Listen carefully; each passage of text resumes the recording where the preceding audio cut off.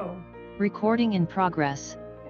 No, I did, but I got my daughter the wrong shirt size. Whatever. Oh, okay, this is a regularly scheduled meeting of the Public Facilities Committee.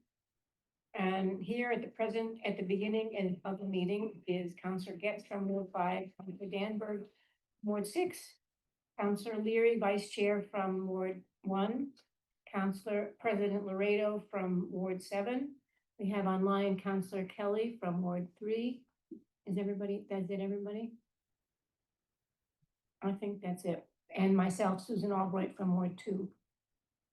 And so just as a precursor before I introduce this docket item, so we've been dealing in this committee with a lot of groundwater issues.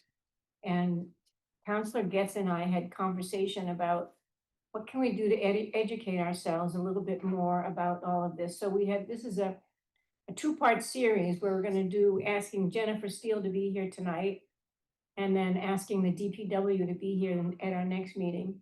So that we can really get a little bit smarter on this topic. So that's the the context for this. And this item is item 279-25.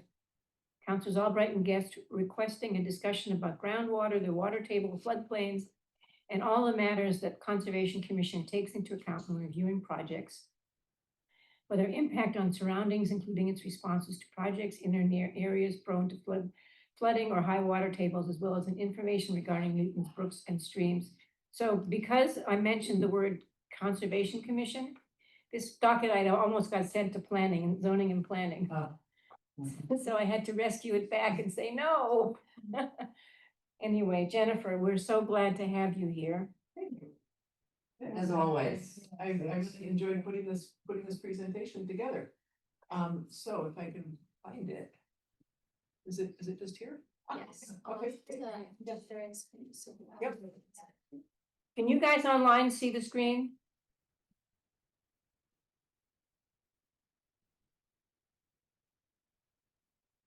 Not yet. Counselor Kelly, can you see? Yes, now I can. Okay. Great.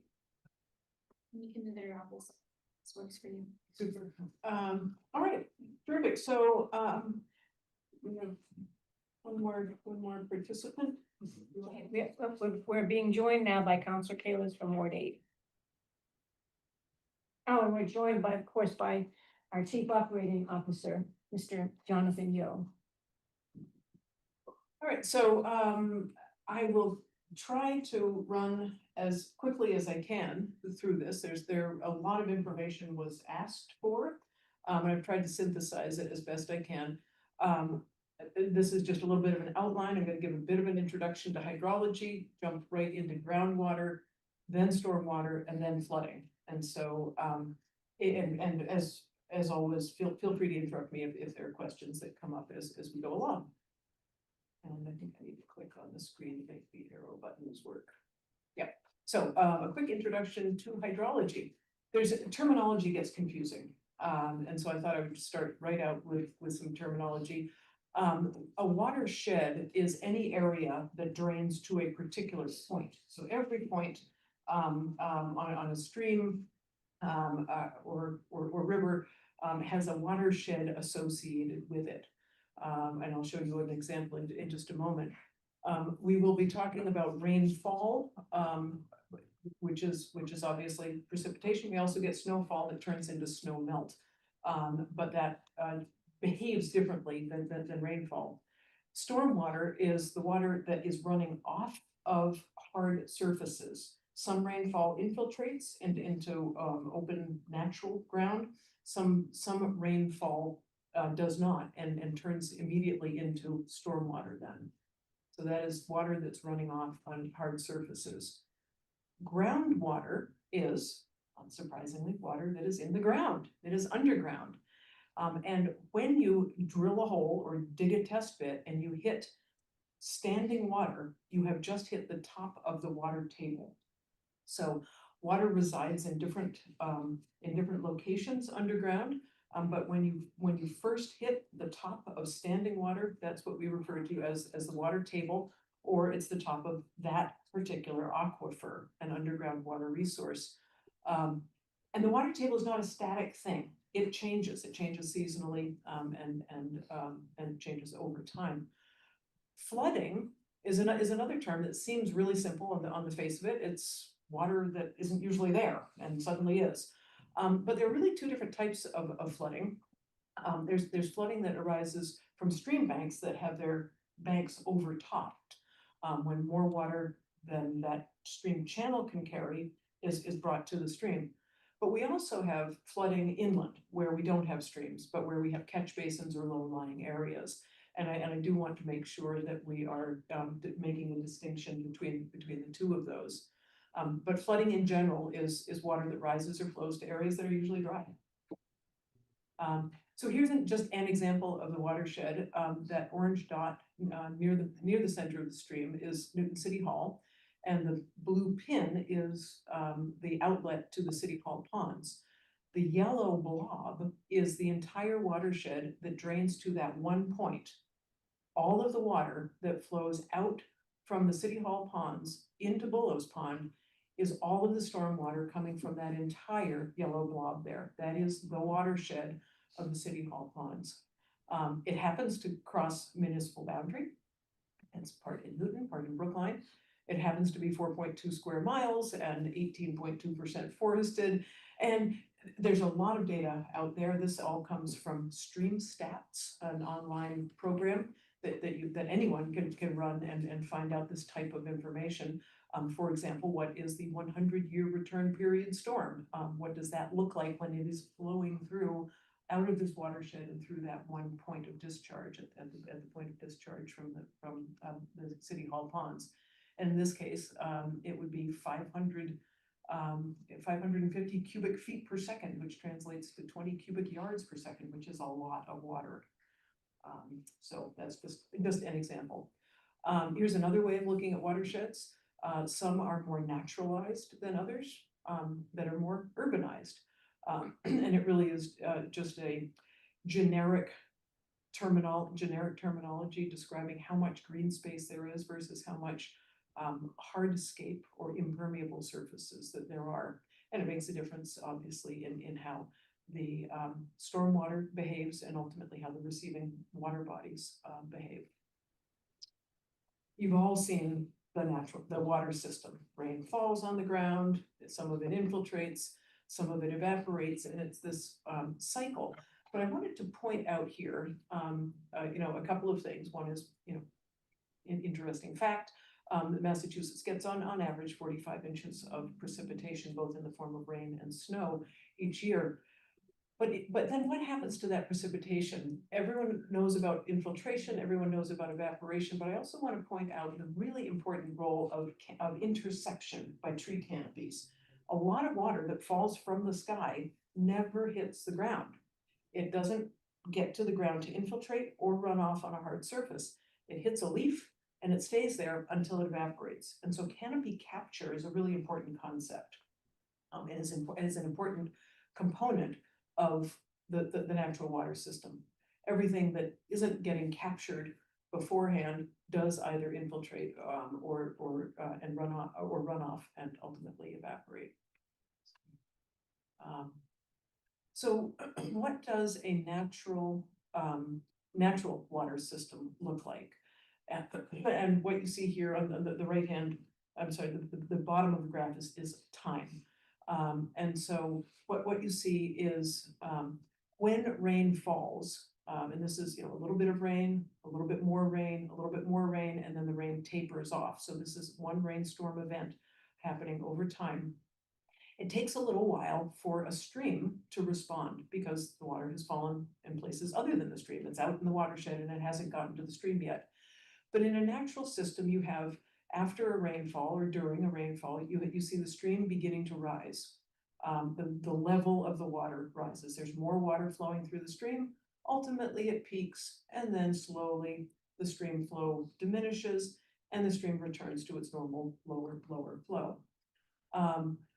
This all is because there's infiltration going on. There's canopy capture. There's all kinds of things that's slowing this rainfall event from having a really rapid effect on the stream flow. In an urbanized watershed, you get a hydrograph that looks more like this. This was the natural, sort of gentle rise, gentle fall. But in an urbanized stream with this exactly the same rainfall event, you get a stream responding like this.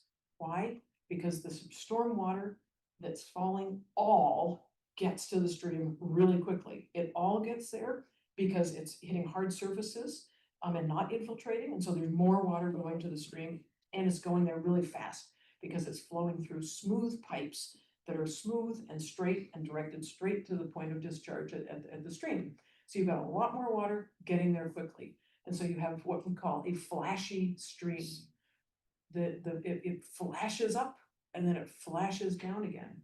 And the other thing you'll notice is that this tail remains higher than this tail. In a natural stream or a natural system, you have the water that has infiltrated into the ground slowly being released to the stream through the soil, under roots, and ultimately through the stream bank itself back into the stream. And that can take days, weeks, even months for that so-called base flow to be getting to the stream. So in natural systems, you have streams that flow throughout the summer. In an urbanized area, you will often have streams that run completely dry in the summer because they've gotten their water from the storm.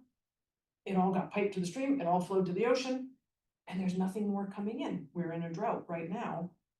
Streams aren't getting water from the catch basins and the storm drains. And unless there's those natural aquifers and groundwater slowly infiltrating into the streams, they're not getting it from there either. So that's why you see here a really low tail that can go right down to zero. The Ipswich River often runs dry in the summertime. Other streams around here run dry in the summertime because of the urbanized nature of the watershed. Okay, precipitation is what all of this is derived from, and precipitation, as you all, I'm sure, are aware, is changing a lot. We are seeing more intense rainstorms, and we in the Northeast are seeing it particularly more than some other parts of the country and the world, all due to climate change. So we're seeing these really big increases in intense precipitation events. Right now, okay, so bear with me here on this terminology. We all talk about the floodplain, and the floodplain is defined as the area that is likely, based on modeling, to flood once every 100 years. It's always been called the 100-year floodplain. What are we really talking about? We're talking about the quote-unquote 100-year storm, the storm that has the likelihood of occurring once every 100 years. So it's a rare, big storm. But what that really means is that it has a 1% chance of occurring any given year. So if it might occur once in 100 years, every 1 year, it's got a 1% or 1 in 100 chance of occurring. And what we're finding is that nominal 100-year storm is occurring more frequently than every 100 years. What we're now gauging, so what does that really mean? What is that storm that might occur 1% chance of occurring every year, or might occur once every 100 years? It really is talking about the intensity, the scale of the storm. And it is defined by the National Oceanic and Atmospheric Administration from their 2014 data as 8.11 inches falling in 24 hours. We in Newton, under the city ordinance, use the slightly higher estimates of 8.74 inches, which comes from NOAA's so-called 14 plus. And I don't want to bore you with the details, but that's the 90% confidence interval, blah, blah, blah. The point that I want to make about this is that that's a lot of water, but it's rain falling over a 24-hour period. What we're seeing more of now, or in recent times, is a lot of water falling in a really short period of time. August 8th, 2023, the year my brand new car went swimming. In the library lot, we saw 3 inches Yeah. fall in something. 3 hours Yeah. or something. So that's, the better half of the better part of, half, not quite half, 2/5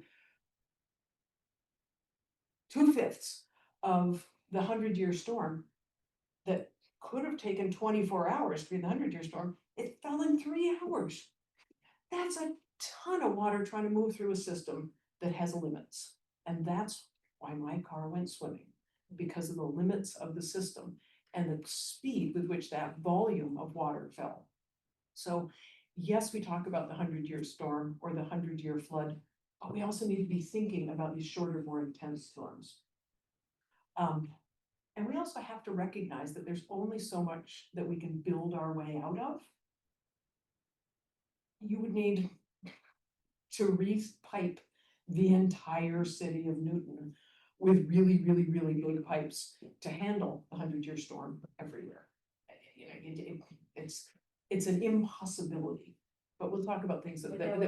Into the Charles River, It all goes into the Charles River. Every outfall goes into the Charles so River. that would cause massive bank overflowing then? No, it's just that it's not, well, there's that. But it's just getting the volume of water that we're talking about through pipes quickly enough.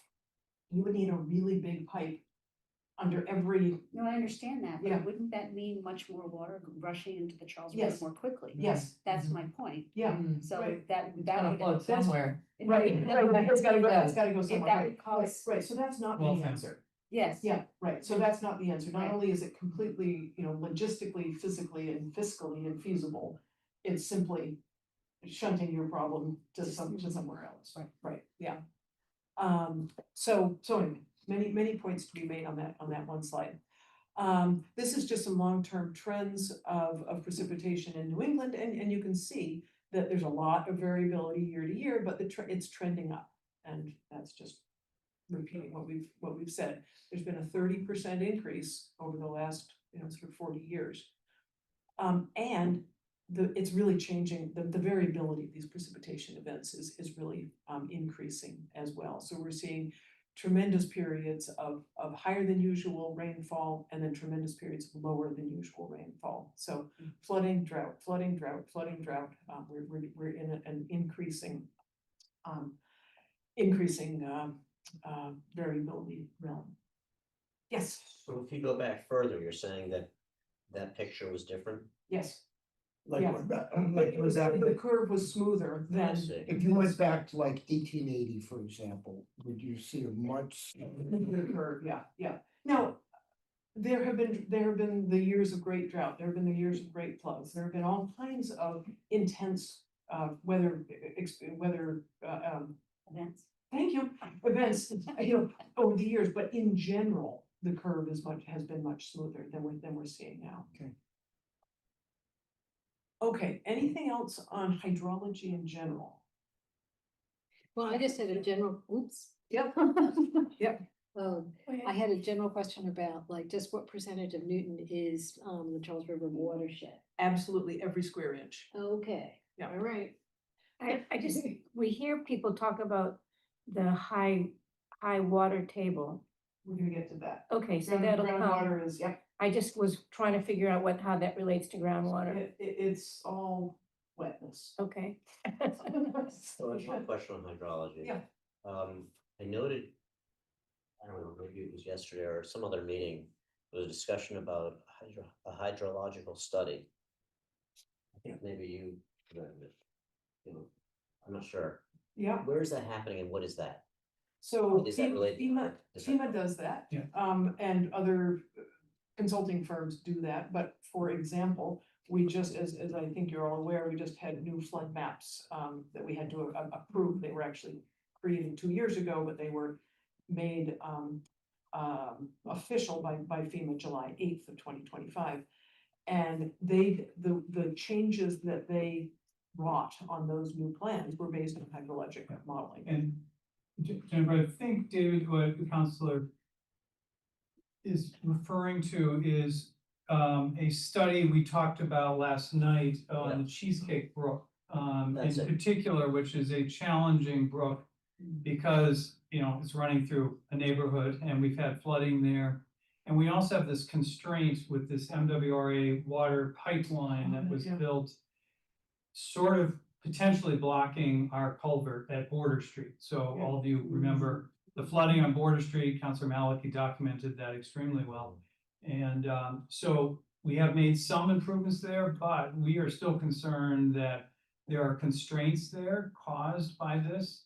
And so we are going to be hiring a team that will do a hydrologic analysis and really look at different storms and do some flow monitoring in the culvert system, and then sort of essentially model Cheesecake Brook so that if we might need to prove to the MWRA that, hey, we got a problem and this thing needs to, you need to help us fix this, I which see. would be, I would think, our case. Who's paying so- for that study, Jonathan? We attempted to get a grant for that twice and did not succeed. We have decided it's imperative that we move forward with it, so we're doing that out of our stormwater fund. We fortunately did get grants for some other important projects, so this one we do need to deal with. So we'll get more into the details of that at some point in a future meeting. So this docket item on Border Street would have to wait until this study is done? Yes, we really need to do that analysis. At some point next year, hopefully, we'll be able to talk more in detail about that. Essentially, it's the flow of water. It is the flow of water after different types of storms and how it gets through the culvert system underneath our city and out to Cheesecake. Okay, groundwater. This is a slide that is groundwater data from Wayland, so close by, but not Newton specific. But it really illustrates very clearly, you can see on the bottom of this graph here, this is a calendar year starting in the spring, going through the dry months of summer, and then snow melt and the wetter months of spring.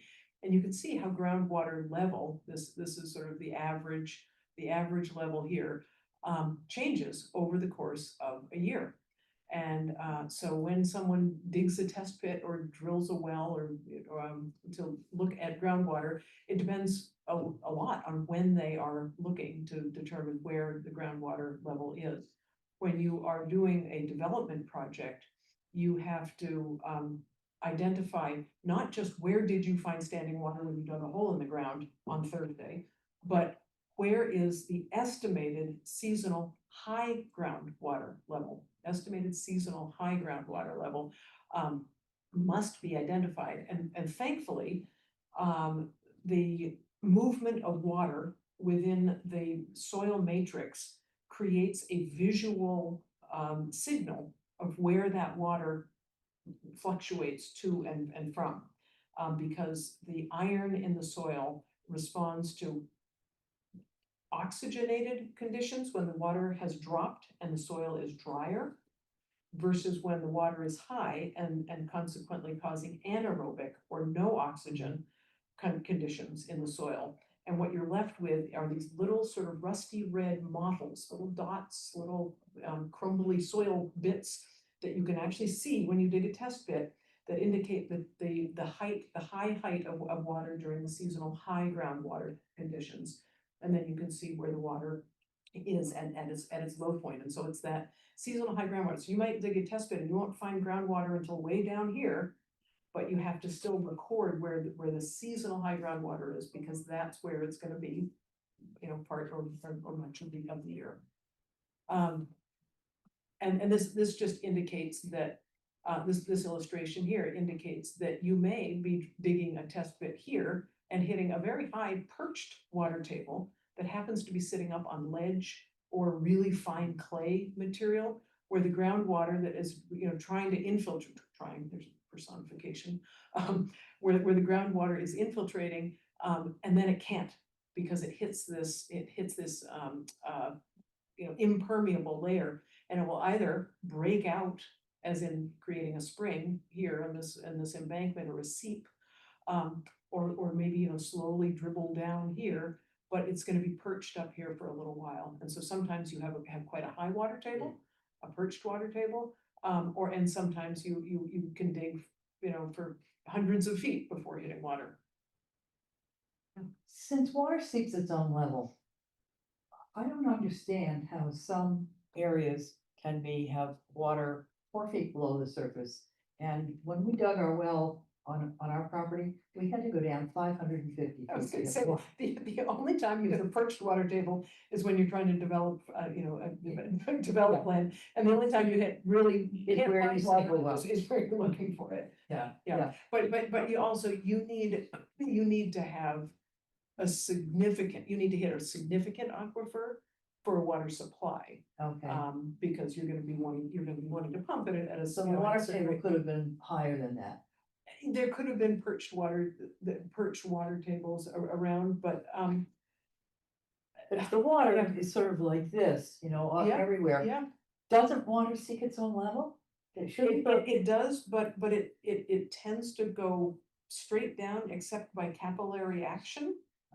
And so you do get pockets. Depending on whether it's clay or sand or. Yeah, yeah, Okay. yeah. Yep, so it doesn't, it It drains faster in some areas. absolutely, right, so grain size has a lot to do with it, capillary action, there's a lot that. The soil and the rock underground is not uniform, so that's what Okay. causes that challenge. Yeah. And this picture is a real, a real example where there could be perched water. Yeah. Below it, it would be the aquifer. So this is the water. Yeah. This is the impervious layer that's stopping this water from continuing its pathway down into the larger aquifer. Okay. So, so you've got a And water really have- table, which is again, the top of groundwater, where you hit standing ground, hit standing water is the water table. And here you've hit one, and if you were to drill all the way down, you'd hit another, but Okay. this one is called the perched water Okay. table.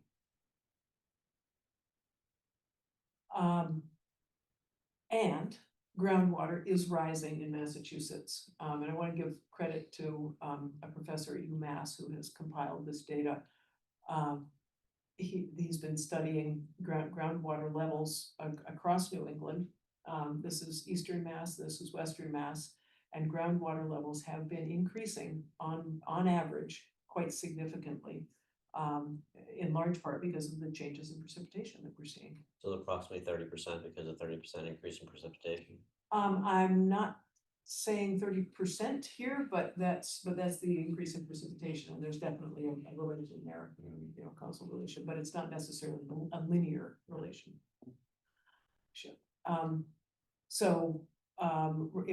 We've got rising groundwater here that, and again, groundwater levels vary, as we spoke, they vary within the season, they vary across time.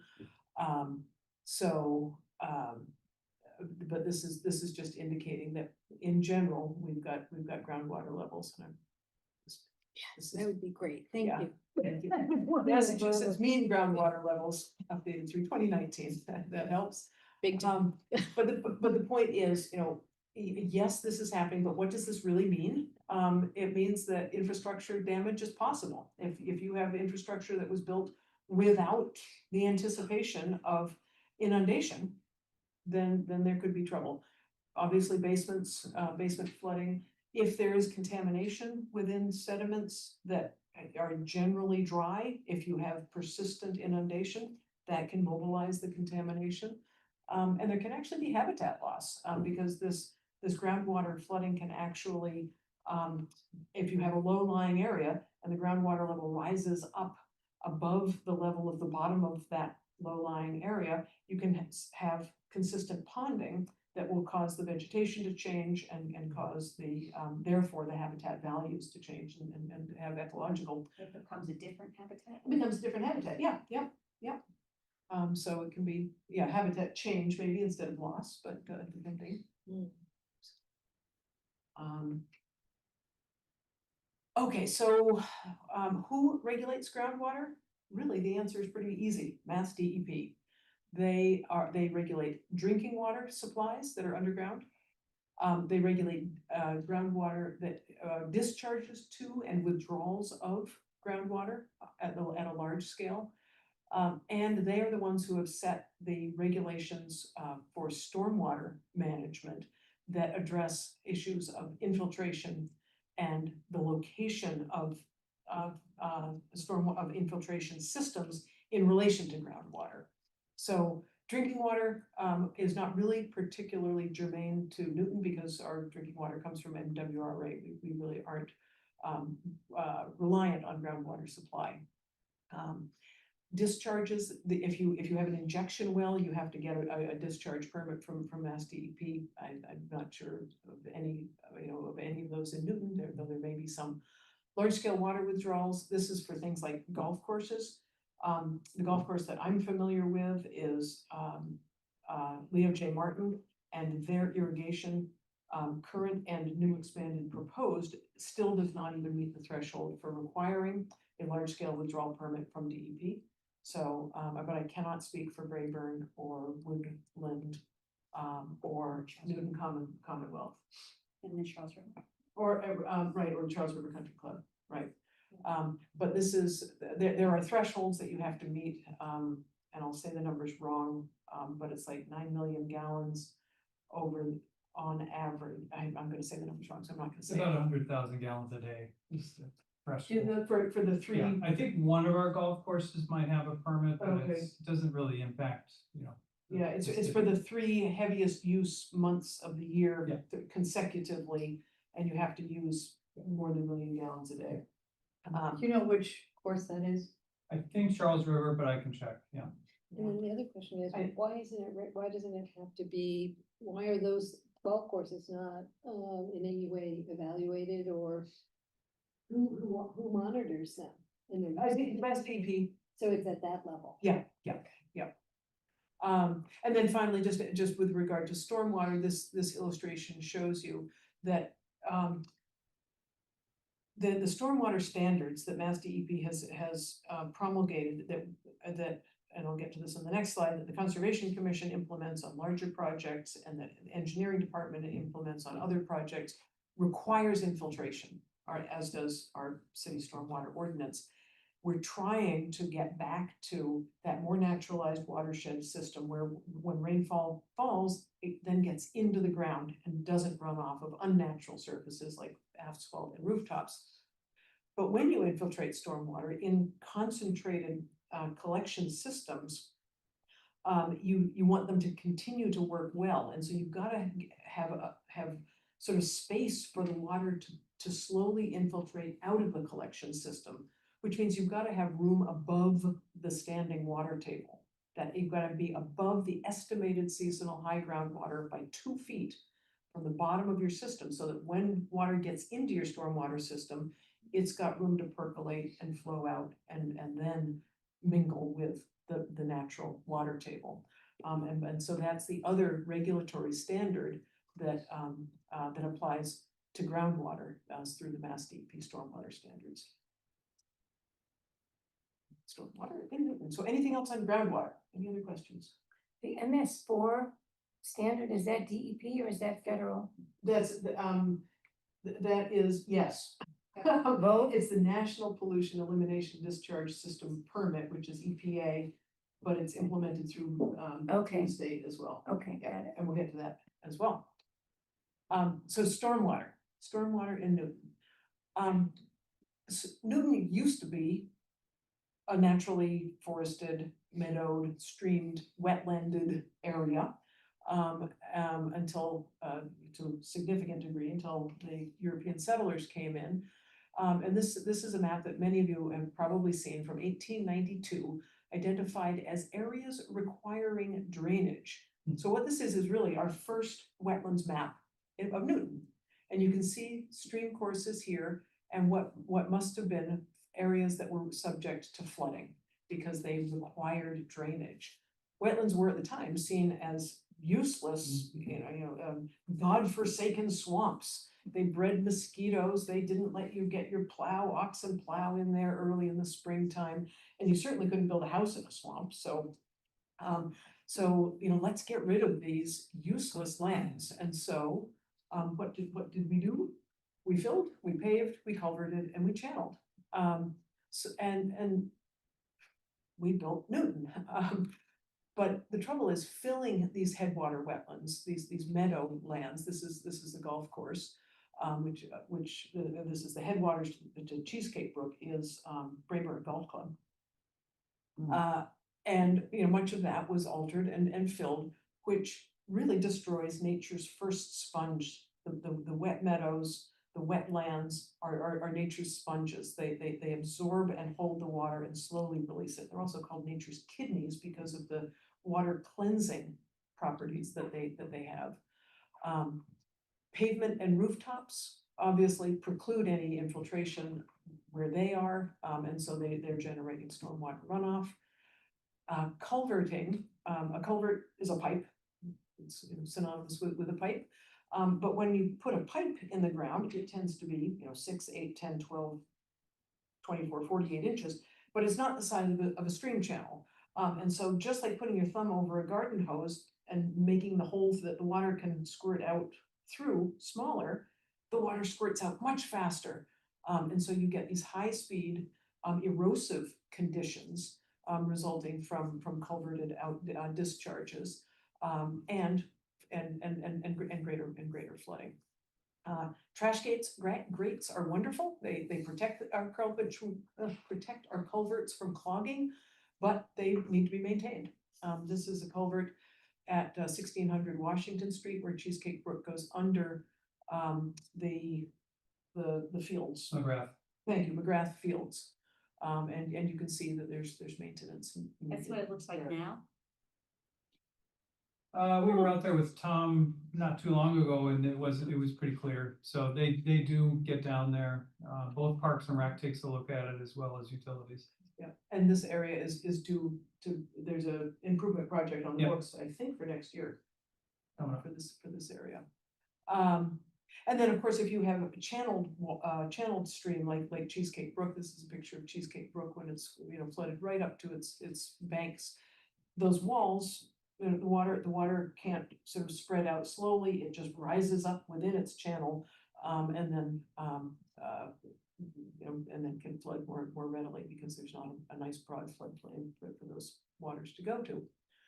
So the result is that Newton has relatively few daylighted streams remaining. You can see the streams are this dark blue color, perennial streams in dark blue, and the intermittent streams that feed them in light blue. And you compare that with that map of 1892, there are a lot fewer streams, and you can also see that these are all disconnected. Well, and the reason is that the connections are all culverts underground.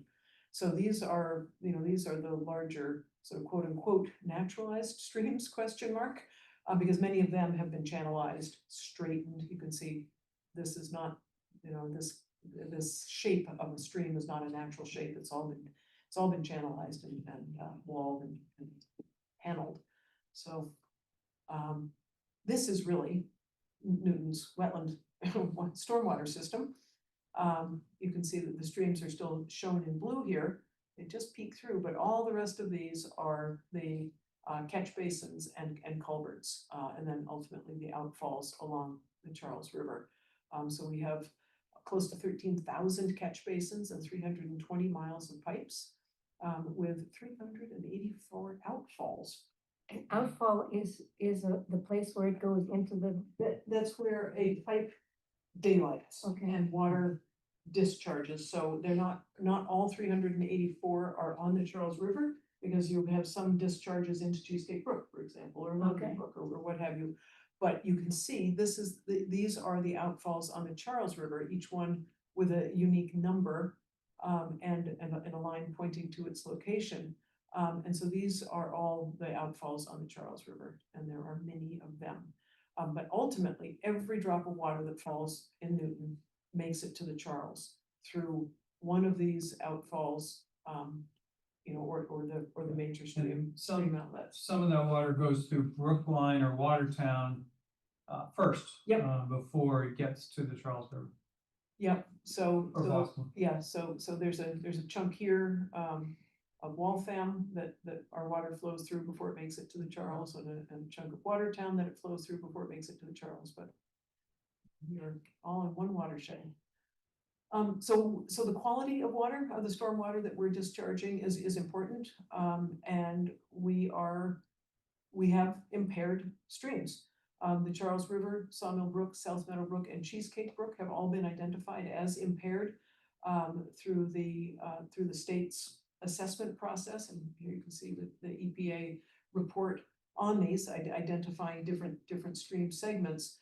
And what they've done in this report is identify the types of impairments. I've listed just a few of them here in large type, but for each stream segment, so here's the Charles, Sawmill Brook, South Meadow Brook, and so on, they identify the reasons that these segments have been identified as impaired.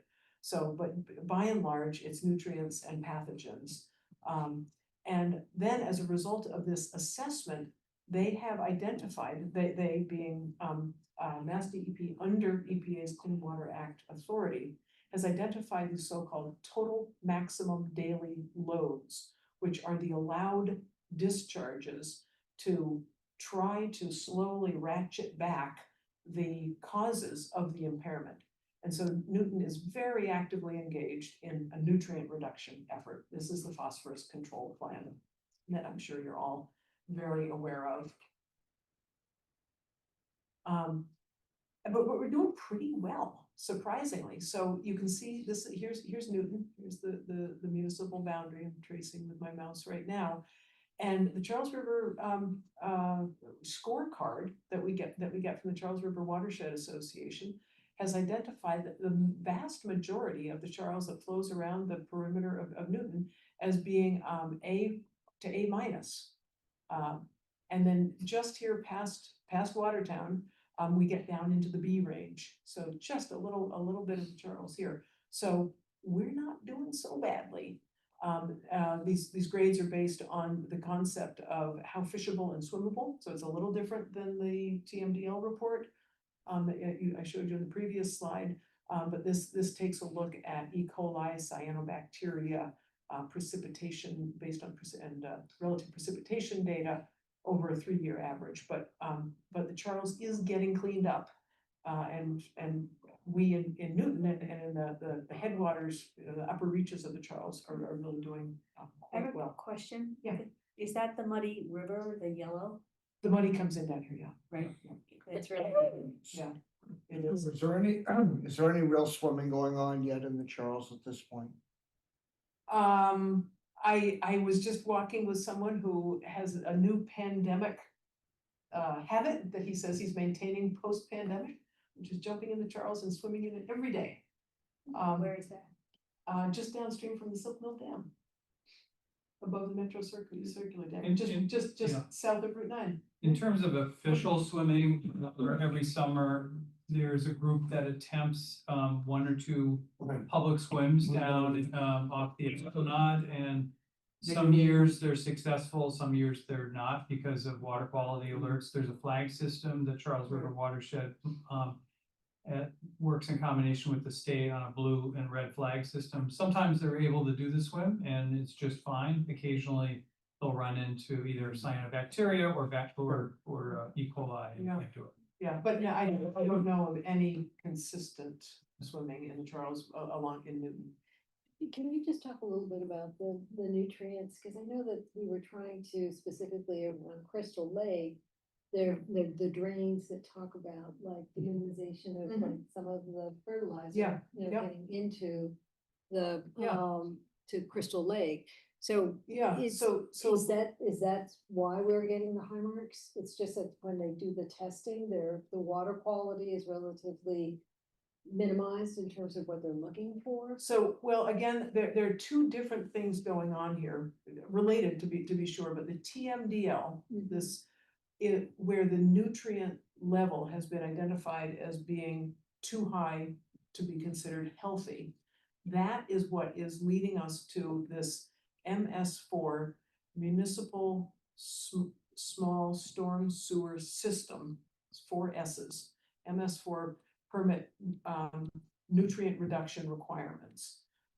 So this municipal separate storm sewer system, has these minimum control measures and the requirement for a 20-year plan Oh, to reduce no.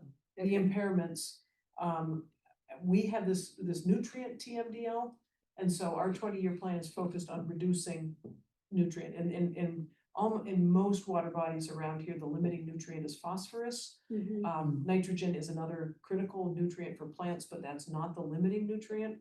So the focus is all on phosphorus reduction, and that's why we require, for example, around Crystal Lake, on private development projects and so on, that stormwater treatment, stormwater management includes not only addressing water quantity, but also water quality to help us meet this goal. And so the engineering department is responsible for oversight and implementation of our MS4 permit. And every year there's a report issued. I just took a snip from the one. These are all posted online on the DPW's website.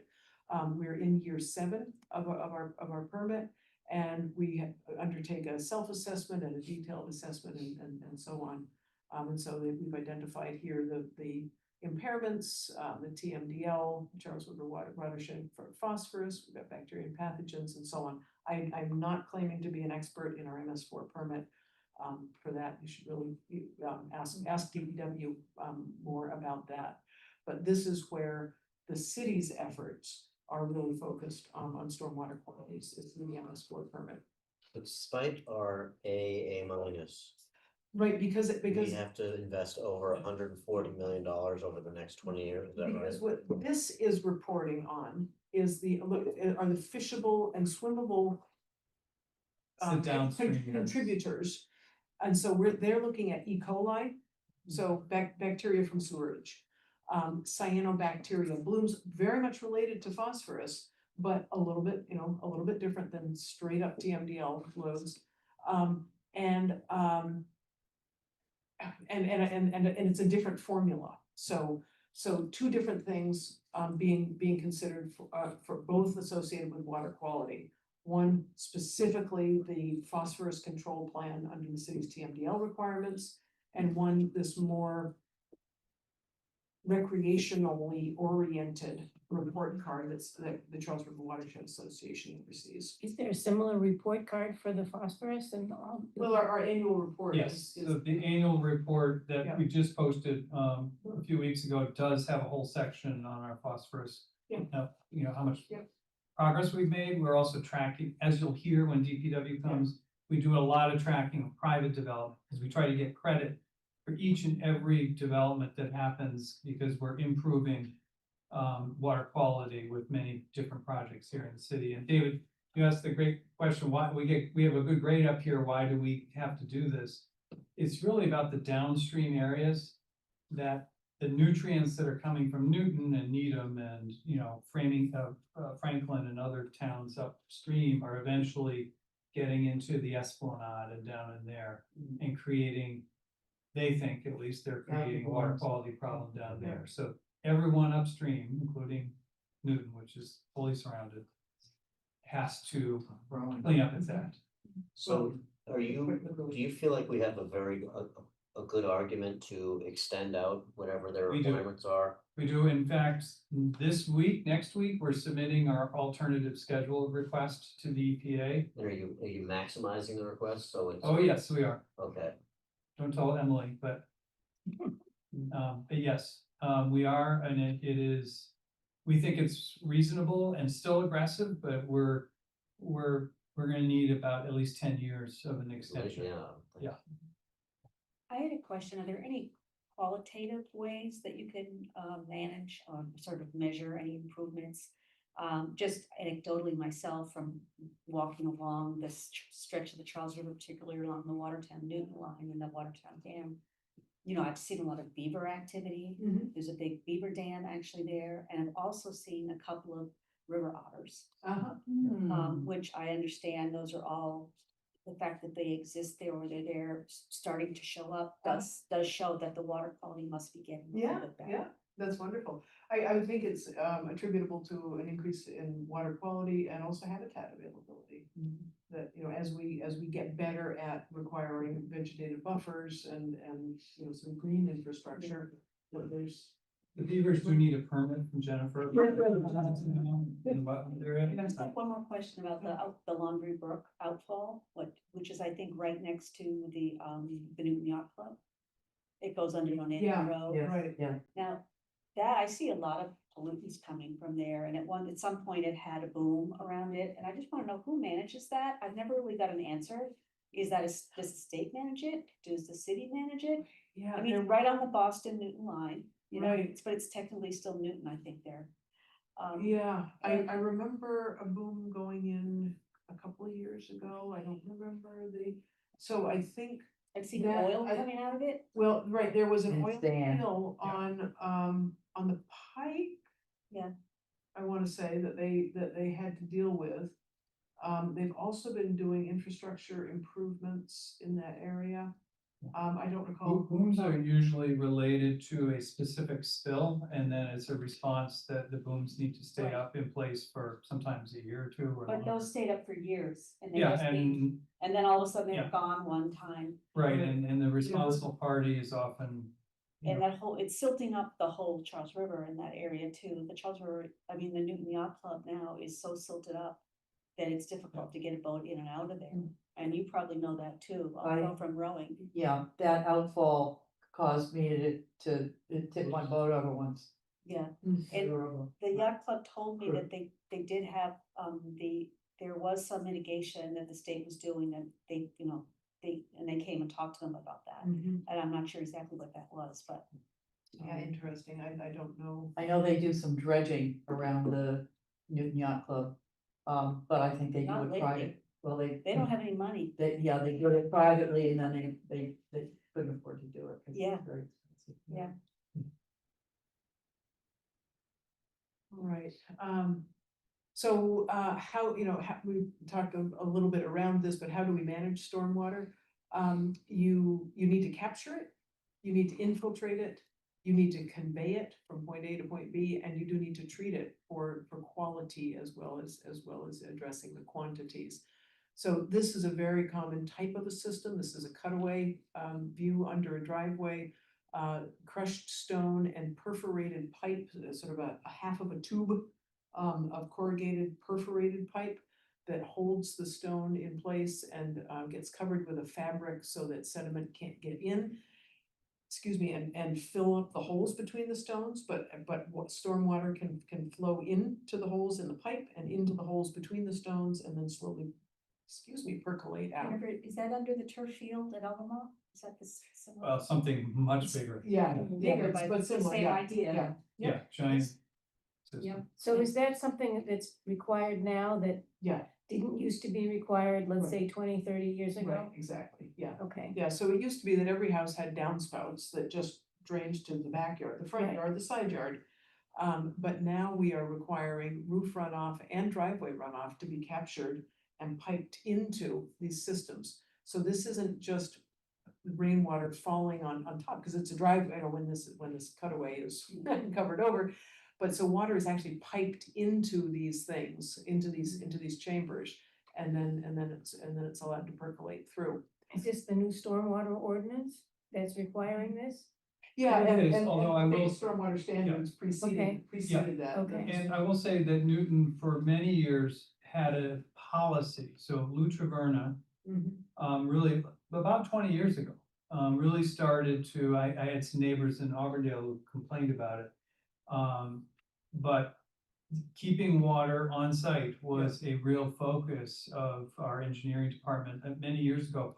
But it was more of a policy Right. and, you know, sort of got away with it for a number of years, with some grumbling by developers and homeowners. But then we made it, you know, with your help, we made it official, both in terms of ordinance and then with regulations. So, Right, and the thresholds for who qualifies as having to institute these kinds of systems, you know, has been nicely codified. So this is a very, you know, heavily engineered, professionally installed system. This is a system that I required, cajoled the developer to put in, that is simply, it's the parking lot near,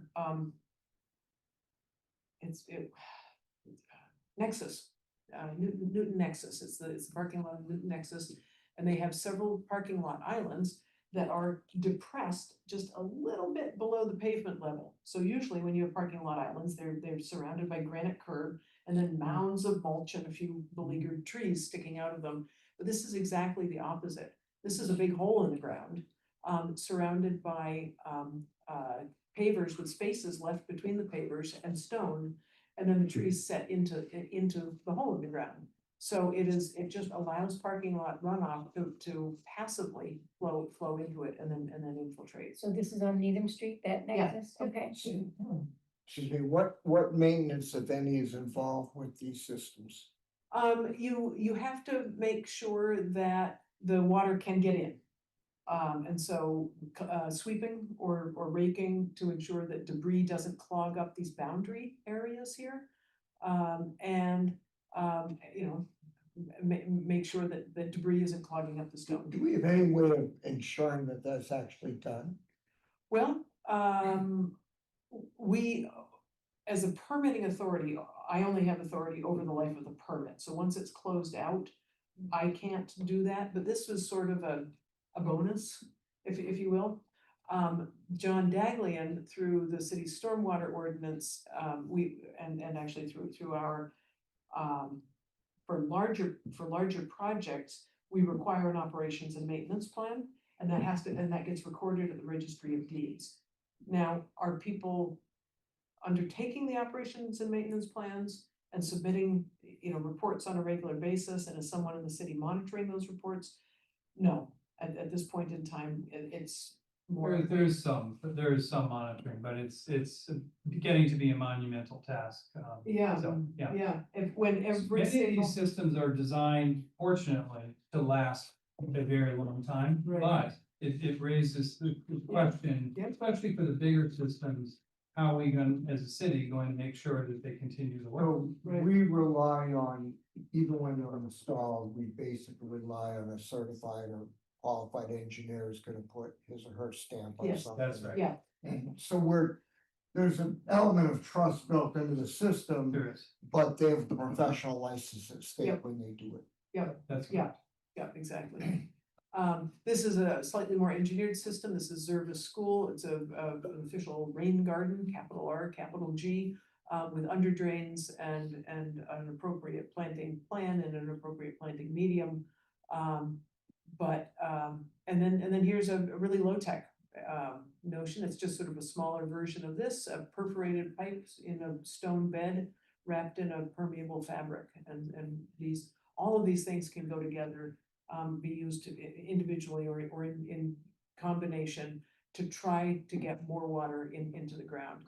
This is a catch basin in side view, a cutaway, where you might have a grate that's set at road level where stormwater can get in directly from the road, or it might be downstream of another catch basin, and a pipe brings in water from further up gradient in, as well as from the grading.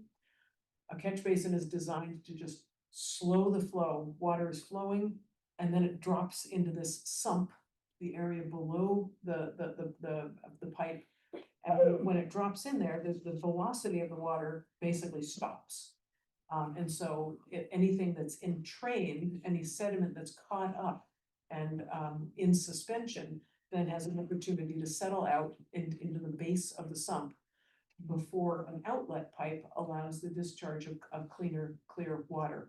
This sump then gets scooped out with a clamshell scoop by a truck, and the city services has a service schedule for all of the city catch basins. That was my question. Yeah.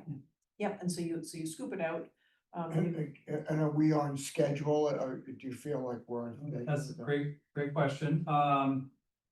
I'd say last year, if you look at the numbers, we got to about 75% of the catch basins in the course of the year. We have increased the budget in this line item in the utilities budget and then just signed a contract with our contractor to up that to at least 100%. We're gonna get to every catch basin at least once a year. And what some towns do, if they're have an aggressive program, is to get to every catch basin once a year and then get to some higher volume, more problematic areas, sometimes twice a year. So, yeah. Thank you. Right, because two things happen. One is if the sump fills up, you don't have enough volume to allow the water the time to still and quiet and drop the sediment out, so you're discharging through flowing dirtier water. And they can get so clogged that you don't get any, that water just surcharges, it backs up and bubbles out of the catch basin. So that's why we want to do this more regular. So when a homeowner has, it must be the same as the sump pump in a smaller way for a homeowner that's got water that comes into the basement and they get it out with a sump pump. Is it the same principle? No, not really, in that a sump pump is stuck into a hole and is just sucking water out of a hole, and the hole is there because you want to create the lowest point for all the water to collect in.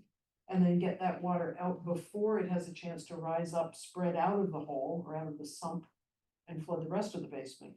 It's the same word, but it's one of them, you know, the sump in my basement, because I have two of them now. It's pumped, so it's pumped up high and out of your basement. These are sumps that are moving water and treating Right. water But- in a little different way. I now get your question, the word is exactly the same. So the sump of a catch basin is the bottom, bottom bowl or basin, or It's the whole, it's the hole right here. And the sump of a sump pump is that hole that's below the basement floor. So the sump is the hole, the vessel that holds the water, the dirt, or the pump. It's just that low point. Do homeowners have to worry about the collection of the silt and the, no, Not if they keep their basement clean. okay, okay. All right. Sorry. Okay, it's not going. Okay, so who manages and regulates stormwater? We've talked around a bunch of this, but the utilities division, private property owners, the engineering division, and the Concom. Utilities is responsible for actually going out, guys in trucks, managing the city's stormwater infrastructure. They look out after our catch basins and our manholes, our storm drain pipes and culverts. They clean our trash grates in advance of big storms. They open up channels, they manage our open channels, our daylighted streams, and they watch out over our outfalls. Property managers are managing those private systems, those Cultec blue things under driveways or under front lawns.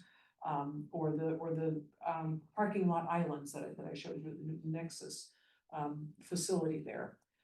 The engineering division regulates the development of stormwater systems through the city's stormwater ordinance.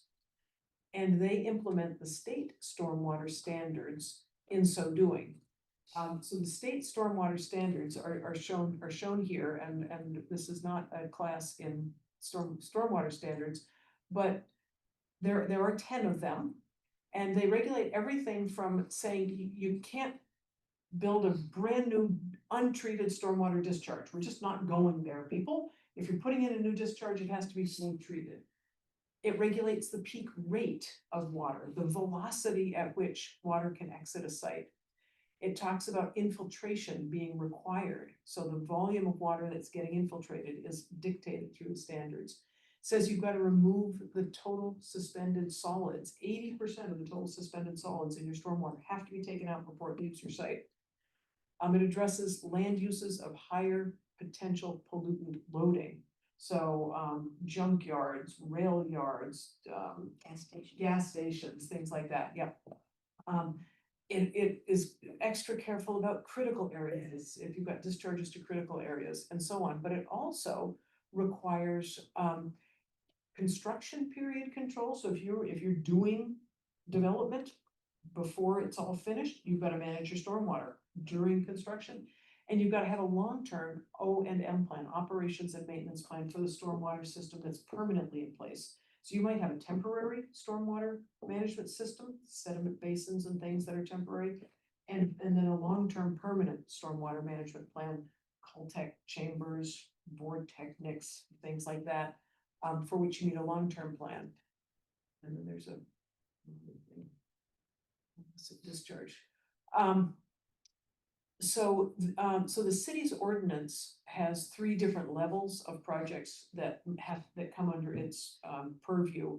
There are these simply land disturbing activities with no development associated, minor development projects and major development projects, and they each require a different level of review and a different level of treatment. And I'll let DPW get into the details of that, but basically you have to capture on site 2 inches of runoff from the, for a minor site, from the change in impervious, for a minor project, from the change in impervious area, or on a major stormwater project permit, you've got to handle 2 inches of runoff from the entire site.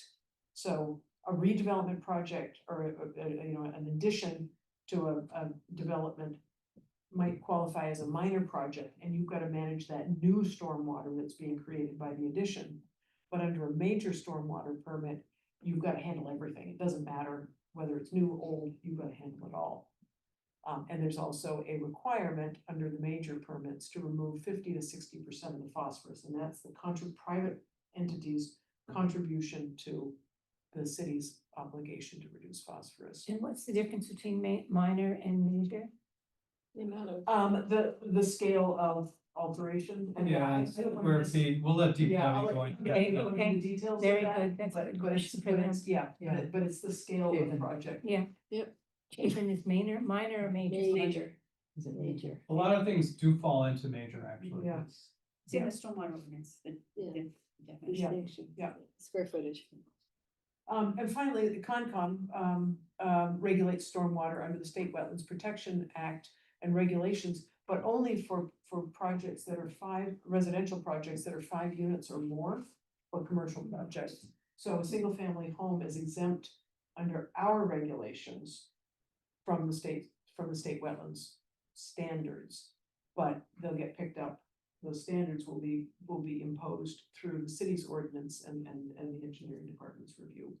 So it's just. So different if jurisdictions. your jurisdiction is when there's a wetlands, Right. If a project is in or near a jurisdictional wetland. okay? Yeah.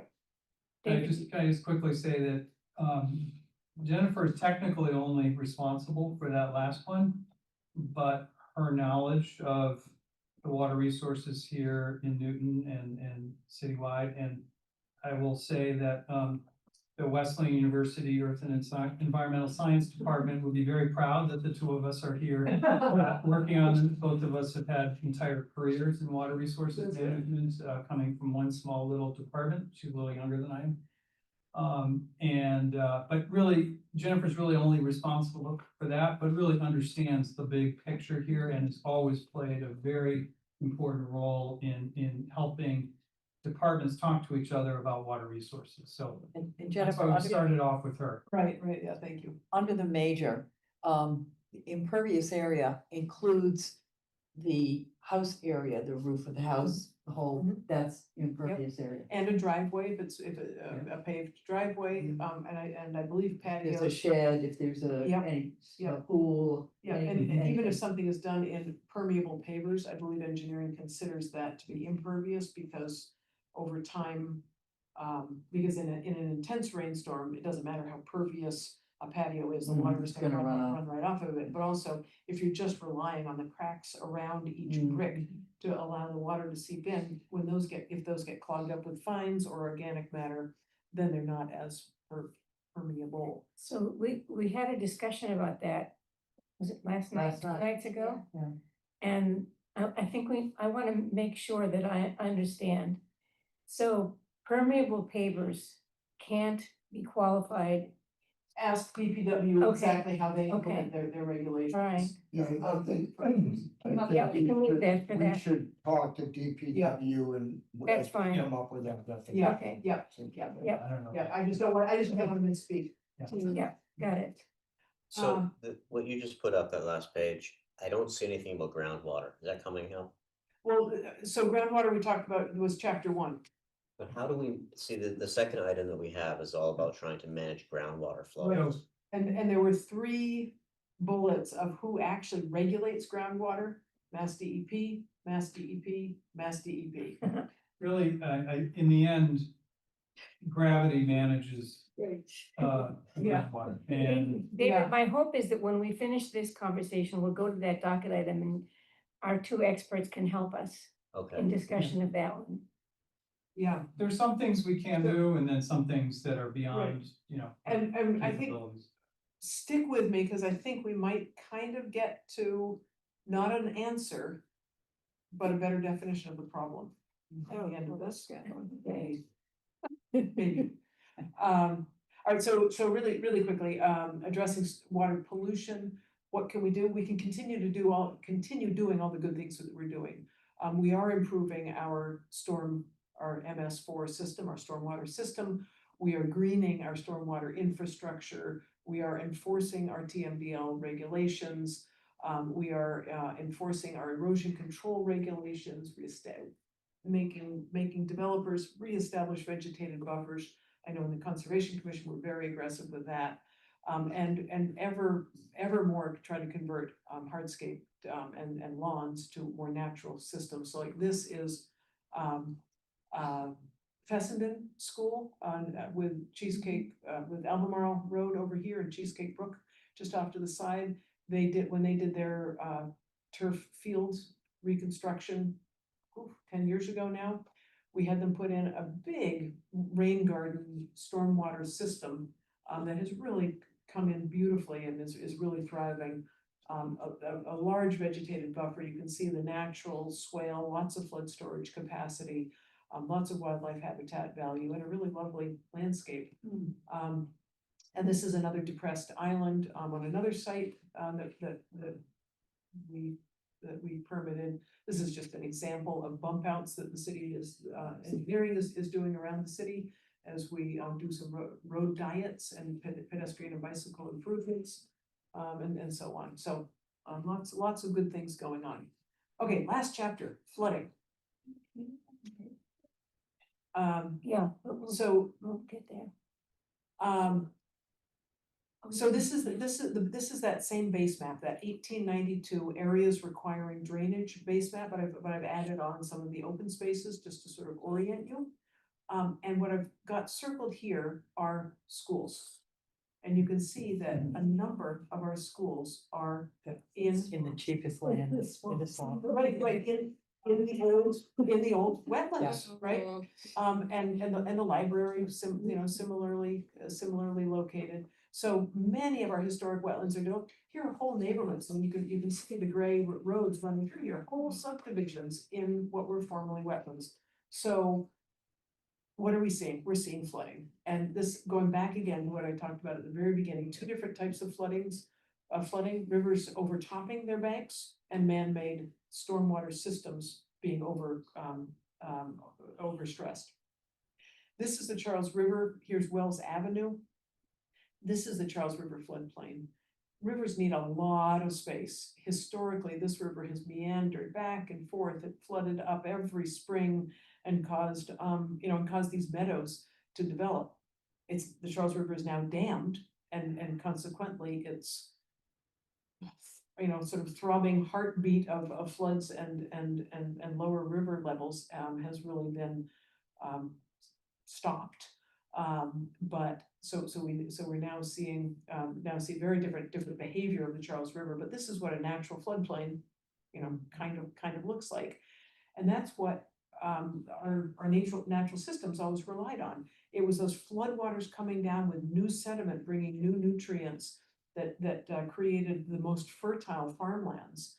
You talk about the Fertile Crescent and all of the wonderful farmlands in the river bottoms. So that's what floodplains do in natural conditions. They flood up and they flood down. This is Border Street in that same August 2023 storm. where the man-made stormwater system was just, that its capacity was exceeded. So, not surprising that we had. Go back to that, Jennifer, what is that body of water just south of the Charles? Cutler, Cutler Park, that's actually our old water supply. Before Yeah. we joined the MWRA, it was the MDC system at the time. We had a waterworks system over there. Yeah, Historically, you can still see it in the woods when you hike around it. so here's Wells Ave, here's 128, 95, and Cutler Pond, Cutler It's a nice Reservoir. hike back in there. So, yeah, Manhattan Park would be just off the screen to the left here. So what feeds Cutler Pond, what underwater streams? It's closely tied to the Charles It's- River height. I think this- it's part of the, Yeah, I mean, this is a huge wetland. You Yeah. can actually see so I think everything is coming in this way, and then there must be an there's probably a outfall. stream from Needham coming into here too. Yeah, I don't know the Okay. hydrology. Okay, Okay, so we had really good data from the 2010 flood. The March 2010 storm, 3 storms, not exactly back to back, but over 19 days, and 1.5 feet of water fell. And so there were a tremendous number of flooded properties and flood claims made. And when you look at the location of these, David, these are available online, because they're, so you can, you're welcome to take it, but I'll just say it's in the climate change vulnerability assessment that we did, the report that we did I'll in, send you a link. yeah, Okay, it was the foundation for the climate action plan. I was always wondering why our house flooded then. Yeah, and so, but you can see, these flood claims are not along the areas that are identified by FEMA, the Federal Emergency Management Agency, that requires flood insurance. Or the banks that require flood insurance when you're in a FEMA designated flood zone. They're scattered throughout these old wetland areas. And so people were really caught unaware of, oh my goodness, my house flooded. Why did my house flood? I'm not in a flood zone. Well, you might not be in a FEMA flood zone, but you are perhaps in a flood prone area. For a couple of reasons. One is you're in a low-lying area, and you're perhaps serviced by a storm system that is not up to such an intense set of storms. can you just identify where Bolo's Pond is on that map? Yeah, let's see, it's kind of buried, I think. Should be right in here. So the downstream area is relatively, I mean, the upstream areas are worse than the downstream areas of Bolo's Pond, far worse. Well, there's flooding in Newtonville too, even Well, not there's the related to the cemetery. dam. Yeah. Right, So here's Bolo's. Yeah. Okay. So off to the left Yeah. there, the west. Sorry, wrong way. Yep, so here's Bolo's. And then here's the discharge. Yeah. Yeah, so the dam. Yeah, my house is right up there, this whole area, Laundry Brook, Okay, the backyards, coming up into Newtonville Center here, coming up along Lowell Ave. All these areas can flood, in a big storm. Right now, nothing to do with a breach or. yeah, no, stopping right, the dam. just the likelihood of the Yep. problem, yep. Yep. So there was a lot of flood damage, but what we learned from that, learned from this mapping is that it's not just the FEMA flood maps, and I just had 2 quotes here. That FEMA flood maps are poorly predictive of where stormwater flooding is most likely to occur. This is from the Metropolitan Area Planning Council's director, recently retired Mark Dreesen, and from Charles River Watershed Association, Climate Resiliency Director. We don't use FEMA maps that much, and we encourage communities also not to use them for planning purposes, because they represent only a subset of the vulnerable areas. Regulatory flood zones, okay, so it regulates stuff going on in regulatory flood zones. So again, we've got these limited subsets of flood prone areas. We've got FEMA floodplains, those designated by the federal government, based on hydrologic modeling and the like, and the city designated floodplains that have been designated in a city ordinance now for many, many years. So the FEMA flood zones are adjacent to the larger streams. And the city flood zones pick up some of the smaller streams, and until you really zoom in on the city map, it's the purple areas that are the city flood zones, and the blue along the streams. So, it's a much more limited area. So who regulates FEMA flood zones? The State Wetlands Protection Act does, and therefore Concom does. We have a city ordinance 22-23, which is new as of July, that instructs the Concom and Inspectional Services Department and Building Code to, thanks to Programs and so. to regulate the FEMA flood zones. And the state building code is tied into the FEMA flood zone, saying that you have to build your lowest floor, which can include a basement, above the FEMA floodplain elevation, now 2 feet above the base flood elevation. And then there are these city flood zones who implements and regulates through those, both Concom and ISD. Concom through the ordinance and ISD through the state building code. Okay, so, sorry. So as I mentioned, FEMA promulgated its maps that we've been regulating, and the Conservation Commission, we've been regulating based on them for the last 2 years, but they just became official through FEMA. Some properties were added in those by virtue of those new maps, and some properties were taken out of the FEMA flood zone on the new maps. And you can see these are the properties that were brought in. Some of them, sort of like Cold Spring Park, not necessarily, so relevant, and the cemetery, but a number of residential areas were also added to the new FEMA flood zone. What's the place in the north? That's along Cheesecake Brook. Cheesecake. That was expanded a little bit. Yeah, so this is, it's a bad print. Is Andrea Kelly just saying hi, or Yes. trying to be on He's this? coming. Can you, Unmuted. no, Um, she should be. I can unmute. I was just wondering what that area is also called that is illegible name road wise on the north side. What is that area that you say Cheesecake Brooks? It's both sides of the brook. That's Yes. Alborough running down the middle, so it's both sides of that. Yep, so this is, and this takes in the entirety of any parcel that was newly included in the FEMA maps. So So it's this- like Pheasantden on one side, Gath Pool, and all the fields on the right. Yeah, so this is Fessenden, and this is the Gath Pool Albemarle complex. So Thank flood zone doesn't extend this far, but it's just that the parcel does, so just to be clear. Sorry.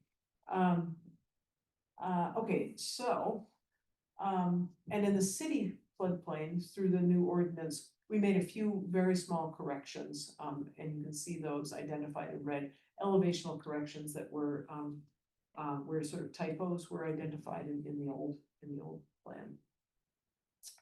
So how is work regulated in the FEMA flood zones? There are building standards that say, as I mentioned, that you have to elevate your building, the lowest floor of your building above the flood elevation. And the building code just changed. It used to be that you had to elevate 1 foot above the base flood or 100-year floodplain elevation. Now it's 2 feet above. And so these illustrate, and I'll say Concom regulates fill in flood zone, and you are not allowed under the state act, the State Wetlands Protection Act, to cause a change in the floodplain storage capacity. So if you bring in fill as part of a development, you have to take out as much fill. And in fact, the Conservation Commission requires you to take out an extra 10%. So that every project is actually adding to the capacity of our floodplains to store water. Wait, you have to take out more than you put in? Exactly, yeah. So how do you do that? Yeah, how do you do that? So if you were to build a house on a regular foundation, like this, a regular concrete foundation, you would, and let's just say you've got a 50-foot by 35-foot house and your foundation within the flood elevation is 3 feet. You would have to, you're bringing in 5,250 cubic feet of fill, so you would have to excavate from your side lawn, your back lawn, your front lawn, 5,250 plus a 10% overage of cubic feet of fill and truck that off-site and make it go somewhere outside of a floodplain in order to be allowed to build this house in a floodplain under our regulations. However, there's a much simpler way to do it and a way that allows you to meet the building code, and that is put the new house on pilings. Because you've got a much smaller footprint. What's shown in red here, and again, I can zoom in. What's shown in red is the elevation of the portion of the pilings that's below the floodplain level here. And so that's the fill in floodplain. For building code purposes, you have to elevate your lowest floor above the floodplain by 2 feet now. And so that's the top of the pilings. And then you've got your house sitting on top of all of that. So the floodwaters can come in, they can flow through, easy peasy. It's a house on stilts. And so this is what we're seeing much more of nowadays. How does that relate to our change of grade ordinances? I mean, you have to change the grade to make it work, but you can't change the grade because of our ordinance. Well, in general, there's not much of a conflict in this regard, I think, because you can't just go over to the farthest back left corner and dig a really deep hole and remove a ton of dirt, or carve out that side of the hillside to remove a ton of dirt. You actually, according to the state standards, have to remove the soil from exactly the same elevations where the fill is going in and be adjacent to the area where the floodwaters want to go, so that the floodwaters can get there. So it's all connected. So that the excavation that would have to be associated with this house would be right there near the house and be at a very shallow, be very shallow, because you'd have to excavate at the bottommost 1 foot up, 2 feet up, and 3 feet up only. Okay. But you asked a good question, because we are shifting, you know, even though it's on stilts, I'm sort of seeing that there's gonna be a change in the grade, right? The fact that it's on stilts doesn't necessarily mean that the building is getting higher. though. Okay. Well, So. yeah, yeah, But when the you- grade of the land here is not changing. okay. Yeah. So let's assume for a moment that this is a tear down rebuild. Yeah. You've just removed a house with a basement and a lawn, you know, and maybe a walk-in first floor. So let's say they had a 7-foot basement and you actually went straight in off the grade. You know, normally you step up a couple of steps to get to the first floor. But you're removing that whole basement because you're not allowed to have a basement in the floodplain any longer. So that's all gone. And the grade of where the ground was just remains exactly the same as it ever did. You just put this pilings in and the house is built on top. Yeah. So the top 2 feet, the blue portion Right. would be equal to the, let's say, 2 foot, Steps. steps Yeah. or a foundation on the house. Yeah. Yeah, well, This that's is a good question to wait when engineering Okay. and or ISD are Okay. here to really go into the Yeah, details. just because visually I'm sort of seeing that it's 2 feet higher. yeah. You know, Yeah. or whatever. Visit my house. Okay, are you on Because- stilts? One room is, but it's level with everything else. Right. So the grade isn't changed, it's just Yeah. that there's no basement and it's on Yeah, stilts. there's just no base. Okay. So that's probably, I have a question that maybe is for DPW, but I always wondered why we were allowing basements in Oak Hill Park. With all the new houses going in with big basements, whereas before, all the homes there were slab, Right. you know, ranches. And they were probably slab ranches for a reason, not just because they're less expensive to The build. table was like 4 feet down. So, and So we that- were that- still, as far as I know, we still allow that. I think don't that's believe that. changing. I Well, think that's It's changing. because almost every house has been redone and Oh, they don't, there's still a lot of houses that Yeah, so, haven't been redone. well, there's hardly any original I houses. don't left. believe that is currently being allowed. Okay. And you know. So it's a in very in recent past- change. Yeah, With that, was that I'm trying to look back at the stormwater changes that we made, the new stormwater ordinance. No, Was it? did it no, go- that was, it has been part of the building code. And I think there's just been a greater awareness of that aspect of the building code. It's a, I think a comment, again, on engineering or ISP or here, we can talk in Yeah. more detail about this, but I think it's a combination of the building code, the stormwater standards, and some of the other ordinance changes that the council has made, so in terms of what's going on Yeah. there, so, but let's Yeah. wait to Okay. get into that with them. Yep. Is that your car? That's my car. Oh my gosh. That's it. Yeah, so that's. what Who's down below? Oh, that was That's the Cheesecake. Oh, He wasn't in the right, car, though. right. No. Oh, my God. And so we've talked about this, flood prone, what are other flood prone areas? They're low lying.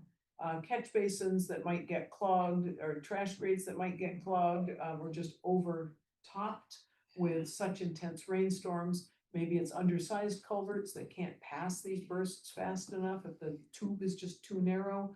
Or low bridges. We've got, I guess I took the picture out of Cheesecake Brook, has got lowish archways over it, and so that becomes a point of constriction, that water No, can't we pass. raised them up. Yeah. This is just below the dam at Bullows Pond, during the August 8th storm. And if anyone wants to see some really exciting videos, I walked all along the side while that was ripping through. You have to pass a lot of water, during big storms. And the city has actually mapped, the catch basins the trash grates that need servicing in advance of large storms. So that they can send crews out ahead and address areas with low-lying catch basins that are also prone to flooding. So how do we manage flooding directly? Elevating structures so that they're no longer within the flood elevation, requiring O&M plans, operation and maintenance plans, and inspections to ensure that stormwater systems are functioning appropriately. We often require CCTVing of the storm drains associated with a new development, so that we get a better understanding of the condition of the existing city infrastructure and before and then after development, so that we are not only aware of how our infrastructure is, but aware if the development has changed it. As I was mentioning, we the Concom require extra removal of fill in floodplain. There's the whole managing of the city's stormwater infrastructure, as we've talked about. Another really important component of managing flooding, in my mind, is our urban forest. Because the trees do a great job of capturing rainwater. They do a great job of increasing the infiltration capacity of soil. And many trees are real wicks. So if you have a soggy backyard, plant a weeping willow, and you'll have a much drier backyard. So because they are, obviously, trees take up water, and some trees take up a lot of water, and so they can help with wet circumstances. And we're adding infiltration systems all around. The Albemarle Field, as was mentioned earlier, is a big one. We're doing a lot of sidewalk work and road diet work, so good things happening around the city. What is CCTV? It's running a camera down. You put a little robotic camera down, and you get a really, I actually find it kind of fascinating, but it's just a really boring film of the sides of a culvert as the robot. Can I just ask you about the road diet? Because that doesn't, when we talk about the Washington Street road diet, we don't often talk about its effect on. Right, On- because this is a pilot, so we did not make any changes Okay. to stormwater as Okay. part of the pilot. So everything Think is still it pervious there. envisioned In the Right. future, that we would get state funding to do a Impervious. larger. Yeah, Got it. but for example, where Walnut bumps into Oh, Craft Street, Graft. yeah. That intersection was. Just past the Ed Center. Yeah, exactly, just Yeah. north of the Ed Center. That intersection was recently redone with improved pedestrian, accessibility and so on, and a big bump out. So what used to be a major swath of asphalt is now green space. And Okay. so when rain falls on it, it can get there. Okay, so I believe this is my next to the last slide.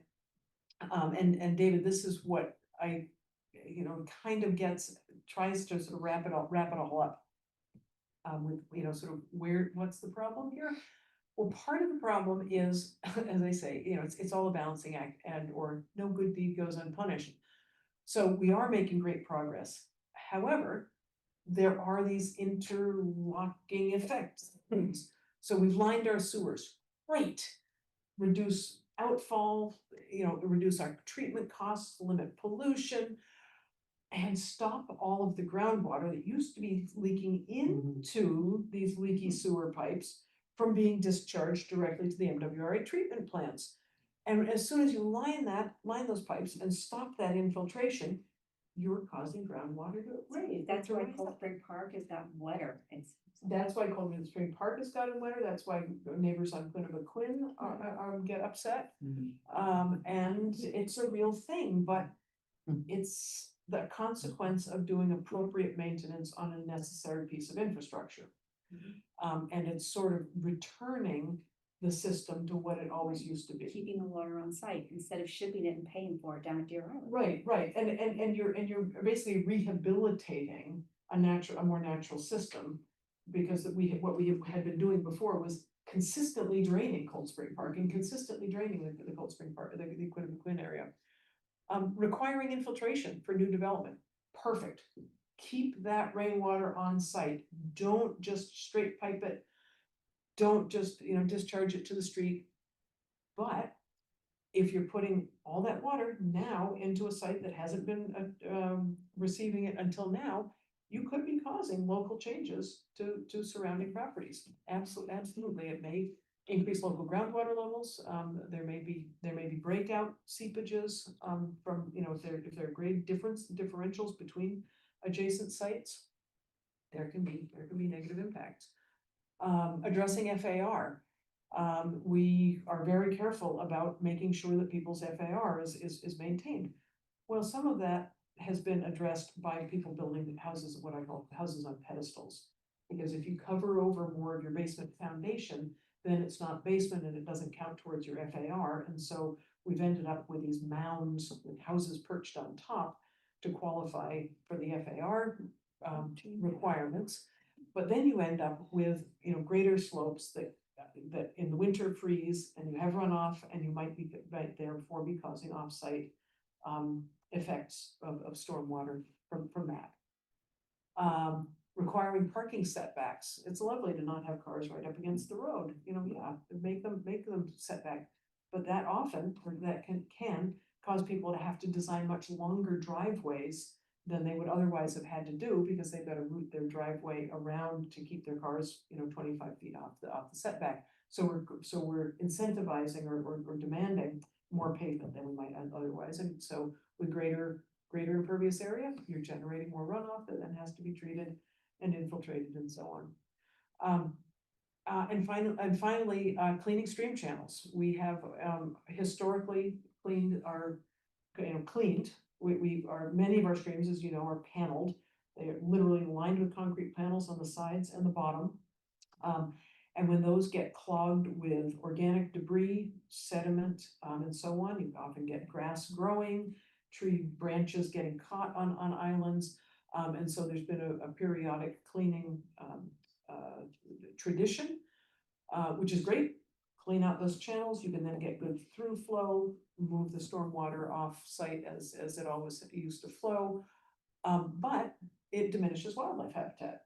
It diminishes nutrient uptake. It diminishes the aesthetic appeal of some of these areas. So every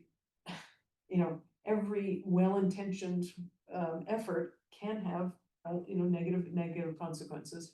And so it's all going to be a balancing act in figuring out how best to piece together regulations that are appropriate, fiscally feasible, and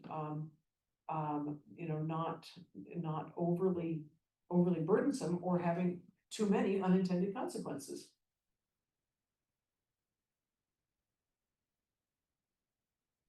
And you're that.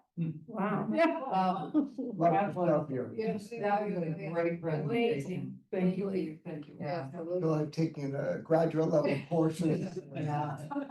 So my question then is, can I get to the second item? Well, let's read it into the record Okay, and then we can talk about it. I just want, as it relates to this. Yes, so don't go anywhere. Don't go anywhere. I will, you may read it into the record, and I will say the first time I heard about it was 2 days ago. And I may just smile and nod, Okay, or well, say, gosh, I can tell you who you should ask, but that would be but- helpful too. Yeah. Just knowing how to proceed would be helpful. No, you don't have to have, we're not looking for any answers tonight. It right. was put here so that we could talk about where to go Related. next with it. Yeah. Interrelated. Yeah. So this is 133-25, Councilors Kalis, Lipoff, Farrell, Laredo, Albright, Gentile, Danberg, Leary, Getz, and Kelly requesting discussion and possible ordinance to manage the storage, measurement, and effects of groundwater to address new builds and groundwater impact on adjacent properties, including a review of other cities and towns' groundwater regulations and penalties for mismanagement. So we just want help thinking Right. about where to go and how to do it. So the impetus Yeah. for this Mhm. is Oak Hill Park. Also places in Ward 5 where there are larger houses being built, and then the other houses that are nearby are getting flooded. Also And Chapin Road. Chapin Road too. Yeah. So they're getting We flooded. don't know the answer to that question yet. That's under Okay. discussion. Then we don't know why that's Right. happening. When I've talked to the COO and others, it could be that just there's more rain and that's gonna happen. Right. But we kind of got to this point where it's the underground water, the groundwater, that it doesn't seem like anybody's regulating it except obviously DEP. And so there was no way to answer this question that I was getting from constituents about, well, how do we make sure that because that bigger footprint is being built, water is not being dispersed and then flooding our homes. So is there something we need to do within our ordinance, the water ordinance, to keep it on site in some way, if that's even possible? And I think it involves probably a conversation with you, but also DPW and others at the same time. But that's the question behind it and what we're trying to get to, if possible. Yeah, so I, just a couple very preliminary thoughts. One, there are these trends of rising groundwater. And the second thing is, that I think there needs to be, a much clearer understanding than I can give you of the effect. One argument that I heard during a permitting process some years ago was by sticking that basement in the groundwater table, the groundwater is gonna be forced to rise, just like sticking a brick in a bowl of water. The volume of a basement compared to the volume of an aquifer is, it's. The question in my mind is, what is the volume of a basement compared to the volume of the aquifer in question? If you're dealing with a very small perched aquifer, one could imagine that putting a house there, could affect something right next door. But I think that's a very rare, sort of cartoon picture, and that in most cases, and this is where I don't know. Mhm. But my guess is that in most cases, the volume of the aquifer that is being impacted is so large compared to the volume of a basement that we're not talking about actual displacement, using up storage capacity. But that's a question. Especially when it happens multiple times on a street or. Right. Or in a neighborhood, Wait, can I ask? but that's a really good point. May I ask a Go ahead. question though? Are you talking, there's two issues that are related but different. One, it seems to me, is groundwater, what's in the ground automatically, and as you said, Ms. Steele, you, even if you put a fairly large building, giving it the aquifer so big, it's not gonna make a difference. The other is, are you keeping the stormwater on site or not? And that's really the challenge, and I suspect that while systems are supposed to keep the stormwater on site, what you're seeing is stormwater getting dispersed. I mean, if I live on a hill and my neighbor builds a big, if there was just grass and trees, and my neighbor takes them all down, builds a big house, that is, stormwater is gonna get dispersed away from the house, it's gonna go down. And unless there's an active mechanism to keep it all on site, it's gonna go into your yard. And then it's gonna cause flooding of your basement. Well, and this is why I tried to make the very clear distinction between surface water runoff, which can cause flooding, which can be flooding if it's, rushing down your street, and puddling in your intersection, versus groundwater that might be infiltrating into your basement and overtaxing your sump pump, for example. They're two very different, absolutely connected, but very different systems. One is dealing with superficial stuff, water trying to get either down or out, and can't quickly enough. And one where you've got sort of a standing reservoir, it happens to be all in dirt, but where you've got a standing reservoir, and maybe that's coming up, and maybe it's not. But the connection between the two isn't instant. I guess that's the point, that a rainstorm, is one thing versus the water table. Now, when you are injecting water, so to speak, into a subsurface infiltration system, that's where you're getting into potentially affecting very localized groundwater. Because again, if you're putting water into a stormwater system that's got a footprint like this, that water is gonna try to go down, because that's what gravity is telling it to do. It will go out slowly over time, but always, trending down. So you're gonna have something of a cone of influence of water from a stormwater system. And so you may well have, from an infiltration system, and you may well have interacting infiltration systems and slightly interacting groundwater with those infiltration systems, but they all have to be designed to, one, be above the groundwater by 2 feet. They have to be designed to drain within 72 hours. Which means they've got, the modeling has to be done to ensure that water is getting down and out quickly. So there's, It really does get to the design. We'll talk about Yeah. this when engineering is here, but it really gets to the design of the system, and right, if it's done right, it should generally work pretty darn well. right. And- What I will And- say, Yeah, and then there's remember there's construction. I think we've had a couple instances where the construction management wasn't great, and there was a giant rainstorm, and then there was some flooding in the yard next door. Yeah. That was during construction. Once they were done with construction, it's in a much better shape. So some of it, and that's, again, that's engineering and ISD, making sure Yeah. that they're working with the developer, the contractor, to ensure safe practices during that process. Jennifer, is there some place that you could point to that explains the principle of, putting a basement into, a wet area? But the fact that the aquifer is so large, it's not going to affect the neighborhood? well, I think,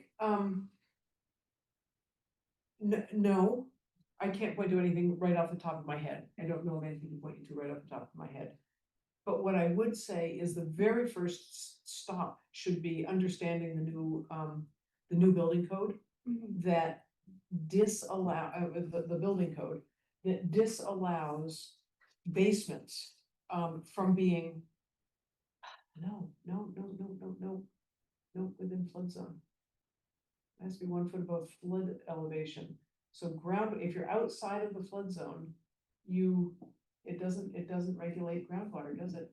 The building code does not address. The stormwater ordinance is doing more of that. So Okay, yeah. let's wait until we have engineering and IMC here to really get Yeah. into the details of this part of it. Right.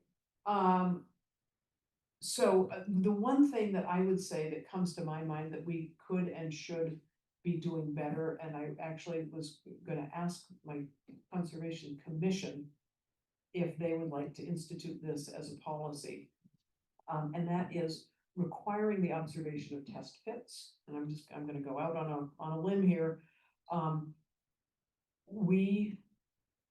When a development proposal comes in and we have the civil engineering plans that show the proposed infiltration systems on them, they all are supposed to have test pit information, test pits dug within 25 feet of the footprint of the infiltration system, proving based on the characteristics of the soil that system will in fact drain, is appropriate, the soils are appropriate such that the system will drain within the required 72 hours.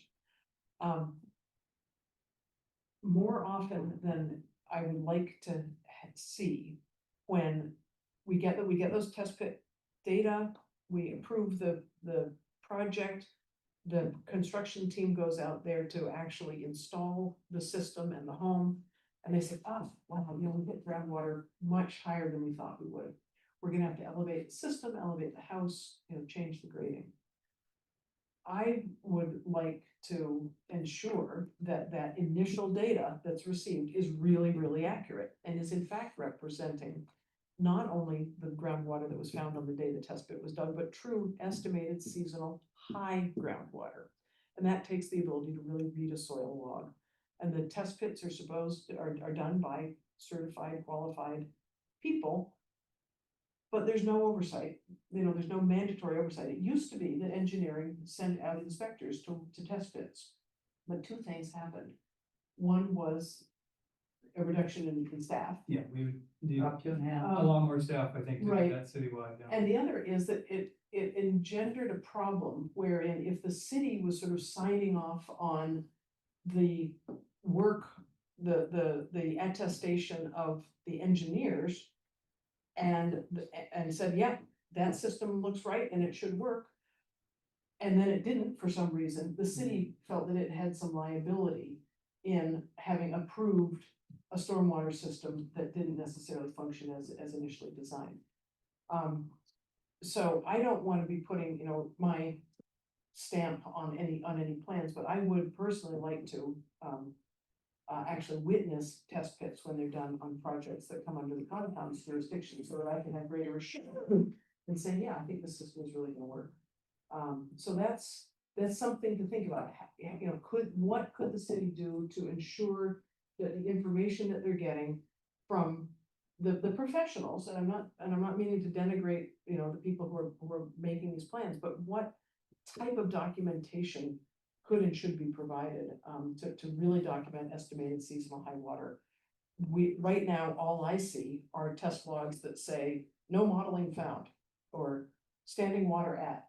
We're not getting really detailed soil reports, and I think the city Is could that- require detailed soil reports. Is that something, sorry, go ahead. I was just gonna ask if that's happening frequently or more frequently, that we're getting surprised like that, where we, It's not unheard of.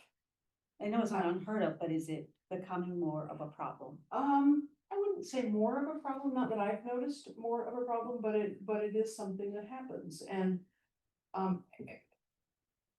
what I will say is I'm only aware of it when it is truly problematic. And the time that it is truly problematic is when you not only have an inaccurate estimate of estimated seasonal high groundwater, but you happen to be doing the excavation when the groundwater is really high, and it does become noticed. And the developer, the backhoe operator goes, oh, gosh, that's really high. It could be that they dig the foundation and the groundwater was still low, but after everything is backfilled, it's much higher than they expected, but no one knows that. So is this an administrative issue in terms of how you do process, or is there an ordinance change that's needed? Um, good, big question that I don't really have the answer to, Okay. but it's something that I've just started to think about. And I think the first thing to do, is, well, is to talk to a lot of other people. But there are, under the Wetlands Protection Act, for example, for wetlands delineation, there's a form. You fill out, here are the soils, characteristics that led me to determine where the wetland line is. You could have a form that says, here are the soil characteristics that led me to determine where the estimated seasonal high groundwater is. And that's just gets handed in with every engineering plan. Can it start out as a policy? Does it need to be an ordinance right off the bat? Probably maybe, but I want to talk to a lot of other people. It's not anything that these people who are doing these certifications shouldn't already be doing. Knowing how to do and doing, it's just a matter of us receiving the information, and I think simply by receiving it, we'll get better information. Is my sense, and that's not something that we would then have to follow up with inspections and monitoring or anything. David has a question. Can I ask a question first? Mhm. So the slide that you showed where we talked about the stilts and not changing the grade, but putting them on stilts. Does all of that apply only to flood zones where you'd have to Yes. get, FEMA okay. flood zone. FEMA flood zones, not So- groundwater. Can a city have an ordinance that says if you're in a flood prone area or an area where there's high groundwater, that you have to put it on stilts? Two different things. So the regulations are the state building code and the Conservation Commission requirements are all based on where the FEMA floodplain is. Okay, Where its footprint is located and how high the waters are anticipated to be in that particular location. So you might be in the FEMA floodplain and it might be modeled to come up 3 feet on your property, or maybe only 6 inches. Let's You're- wait for any non-floodplain related regulatory. Yeah, to figure out groundwater, That's a good idea. groundwater is a completely different, okay, there's nothing in the building code that I'm aware of. Okay. That demands that you be in or out of the water table, and if I misspoke, floodplain is regulated. Yeah. Building is regulated in floodplain.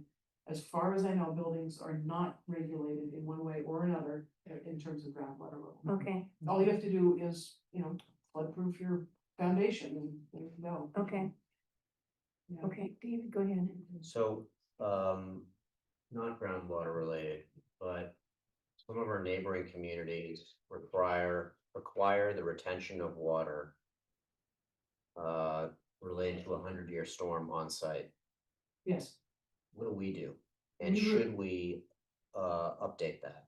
we require the 2 inches of water from all impervious areas on site for major stormwater permits, and 2 inches of stormwater on the new impervious areas for minor stormwater permits, more or less. Again, let's wait till we have DPW here. It's sort of apples and oranges to what some other communities are doing. They're counting things differently than we're counting things, so.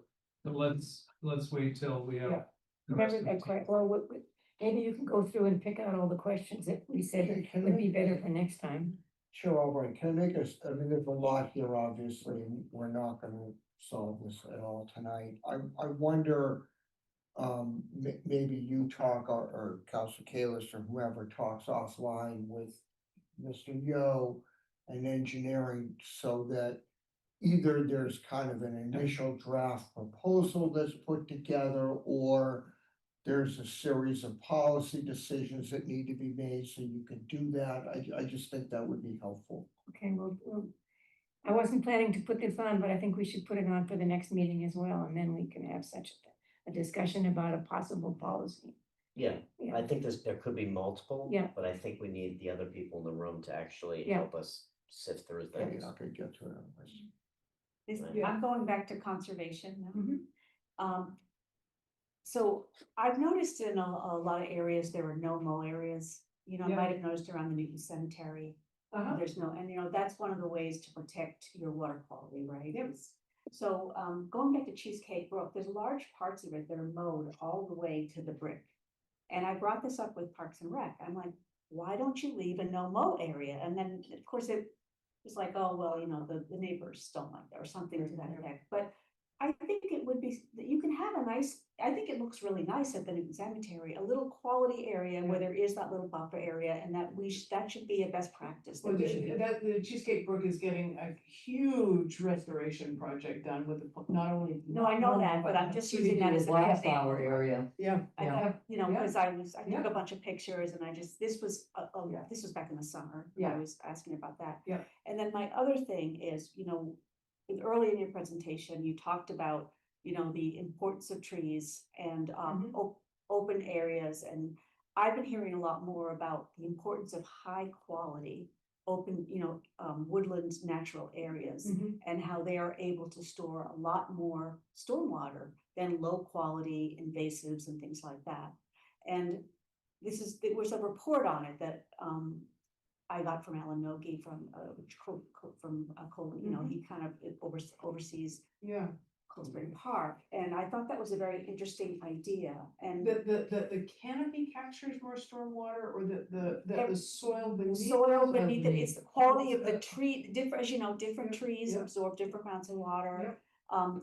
And I'm looking at I was looking particularly at Edmonds Park, Uh-huh. which is basically just a huge erosion, a lot of invasives, and how that we might be able to optimize some areas. And of course, you'd have to do a study, figure out where the water's going to, and decide which parts were more important. Mhm. But the concept of it, Mhm. I think, is well worth looking into, and I'm very interested in that. How can we optimize our parks and open spaces and natural areas to absorb water during serious flooding events to help prevent damage and you know, flooding damage and all that. And also, are there areas of the city of Newton that should not be developed? Are there areas, really wet areas, that we should, that are questionable to build, and should we be, you know, looking out for those and sort of making new rules around it? That's just, I know that's a lot, but that's just throwing it out. So much of. I know we're Say that largely really true, built but out. much of the developed part of Newton is well developed. Yes, we're well built out, but look, I'm thinking of a particular project that's coming before PF again. I Okay. mean, are there areas that we shouldn't be putting houses? And then I would say you Yeah. read the Conservation Commission's letter, I'm sure, on that topic, so, Oh, that one. yeah. Wait, right, yes, yes, so. What letter? I think she's referring to a specific project that's in front of land use. I Is don't- there a conservation commission letter about? Yeah, Yes, a very Oh. lengthy, detailed letter that went to the city council. Okay, I guess I missed it. You should all read it. I think it's been a while, we probably looked at it, Yeah, yeah. probably did. So a couple of things, just going back to the question of flooding. I think really understanding the distinction between groundwater and surface water, groundwater, stormwater, runoff, superficial stormwater, flood zones, and flood zones, because the two really, I think, need to be managed very differently.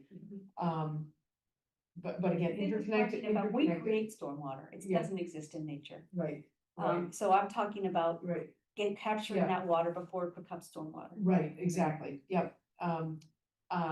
The question about no build, the one thing that comes to mind is, getting ahead of the curve.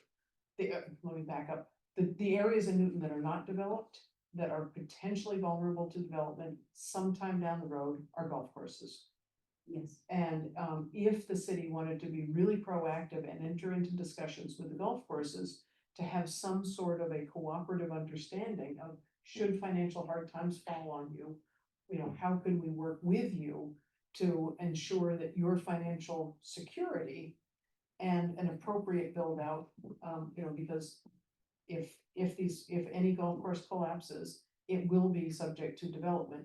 and making sure that there's an understanding of the city's interests. And making sure that whatever development happens is environmentally sensitive. So, you know, understanding what portions might be set aside for natural open spaces, stormwater capture and the like, and what areas might be able to be built out more densely in order to protect more open space. And so entering into some really hypothetical planning exercises with the golf courses to understand how you might move forward cooperatively should bad times befall. I think that's where you're gonna get the biggest bang for your buck, because that's the most potentially only space. Council. Yeah, I'm just thinking that isn't it chapter 66 or something? 61. Okay, Yeah. that allows, the city has the first right of refusal, doesn't it? No, or they have to pay the back taxes. Right, there, Right? It has to act quickly. Can I? Yeah, that's. Suggest, the Yeah. golf course piece is Yeah. a very good observation. You got so many issues there, including what a golf course ever wanna think about putting a restriction on it, should it be going into bankruptcy or near bankruptcy. I respectfully think we need to hold. right, yeah. Don't get me wrong, it's actually the type of progressive forward thinking we ought to be doing, I just don't think we're gonna get close to it. It's just a concept, we're talking about a concept. I understand that. Yeah. I understand. But that model, chapter 61 is a good model. We don't really have a chapter 61 for floodplain protection, do we? Like if, say, there was, That's entirely different. but if there was a privately owned parcel, and would we have could there be a regulation to reduce the taxes on that parcel because it's important regarding flooding? Reduce the taxes. Yeah. There's probably There- 4,000 to 5,000 properties in Yeah. Newton that are subject potentially to flooding, so. But these would be undeveloped areas. You're Yeah. talking about restricting further development on parcels that are flood prone. Yes. That's what you're getting at. Yes, that's what I'm getting That's, yeah. So that's something we might wanna talk to engineering about, I wouldn't suggest a tax holiday for anybody. You'll be affecting their values potentially very Yes. substantially. Right. of their Right, well, property. that's what Yeah. that's chapter 61, that's what kind of the same Plus, model. it affects values too, and. you know. Right, I mean, you You can can't build on it, yeah, it's. I mean, there are development restrictions that can be tied to deed restrictions, like conservation Yeah, restrictions, exactly. but those are usually voluntary. And by virtue of having a permanent deed restriction, you then reduce the development value and the consequent Right, I value of understand. property, so then your taxes. We have required those in some special permits, that parts of the land had to be put into a conservation Yeah. restriction. I think we're getting a little bit off track. But I love this stuff. Can I? Yeah. The whole the item. You wanna hold, well, do we wanna hold the first item, Yeah. which is our discussion, is that the. No, I think that can be an A. Yeah, and we can come back to Jennifer if we have more questions. And hold the second one. Yes, so the motion is to NAN 279-25. Well, should we vote on that? Sure. All those in favor say aye. Aye. And opposed, nobody. And to hold 133-25. Aye. Aye, everybody's in favor? Okay. Counselor Kelly, I'm sure you're in favor. Where is she? I just realized we Just didn't- doesn't know it. joined by Counselor Oliver, which I just saw. Yeah, and Is there anybody else that? no, I don't know, because that's always. Thank you so much, Thank you. Jennifer. This is extraordinarily Yeah. informative, thank you so much. Of I course. learned a lot. Yeah, thank you. It was, as I say, I enjoy putting these things together. I'm gonna put these slides in. Recording stopped. Photos, if you look at that. Oh, they are. He's still there. Probably is. Probably is. Yes. A big challenge is. Yeah. Sure. My car because. Yep. That's right. Something that. That's right. It was like. You know, Ron, they come to the Quinn to put a turtle crossing sign. Yeah. Oh, just seasonal. Yeah, That yeah. you wanna People- sort of yeah. check them. Yeah, people do that and where Yeah. I live. Okay.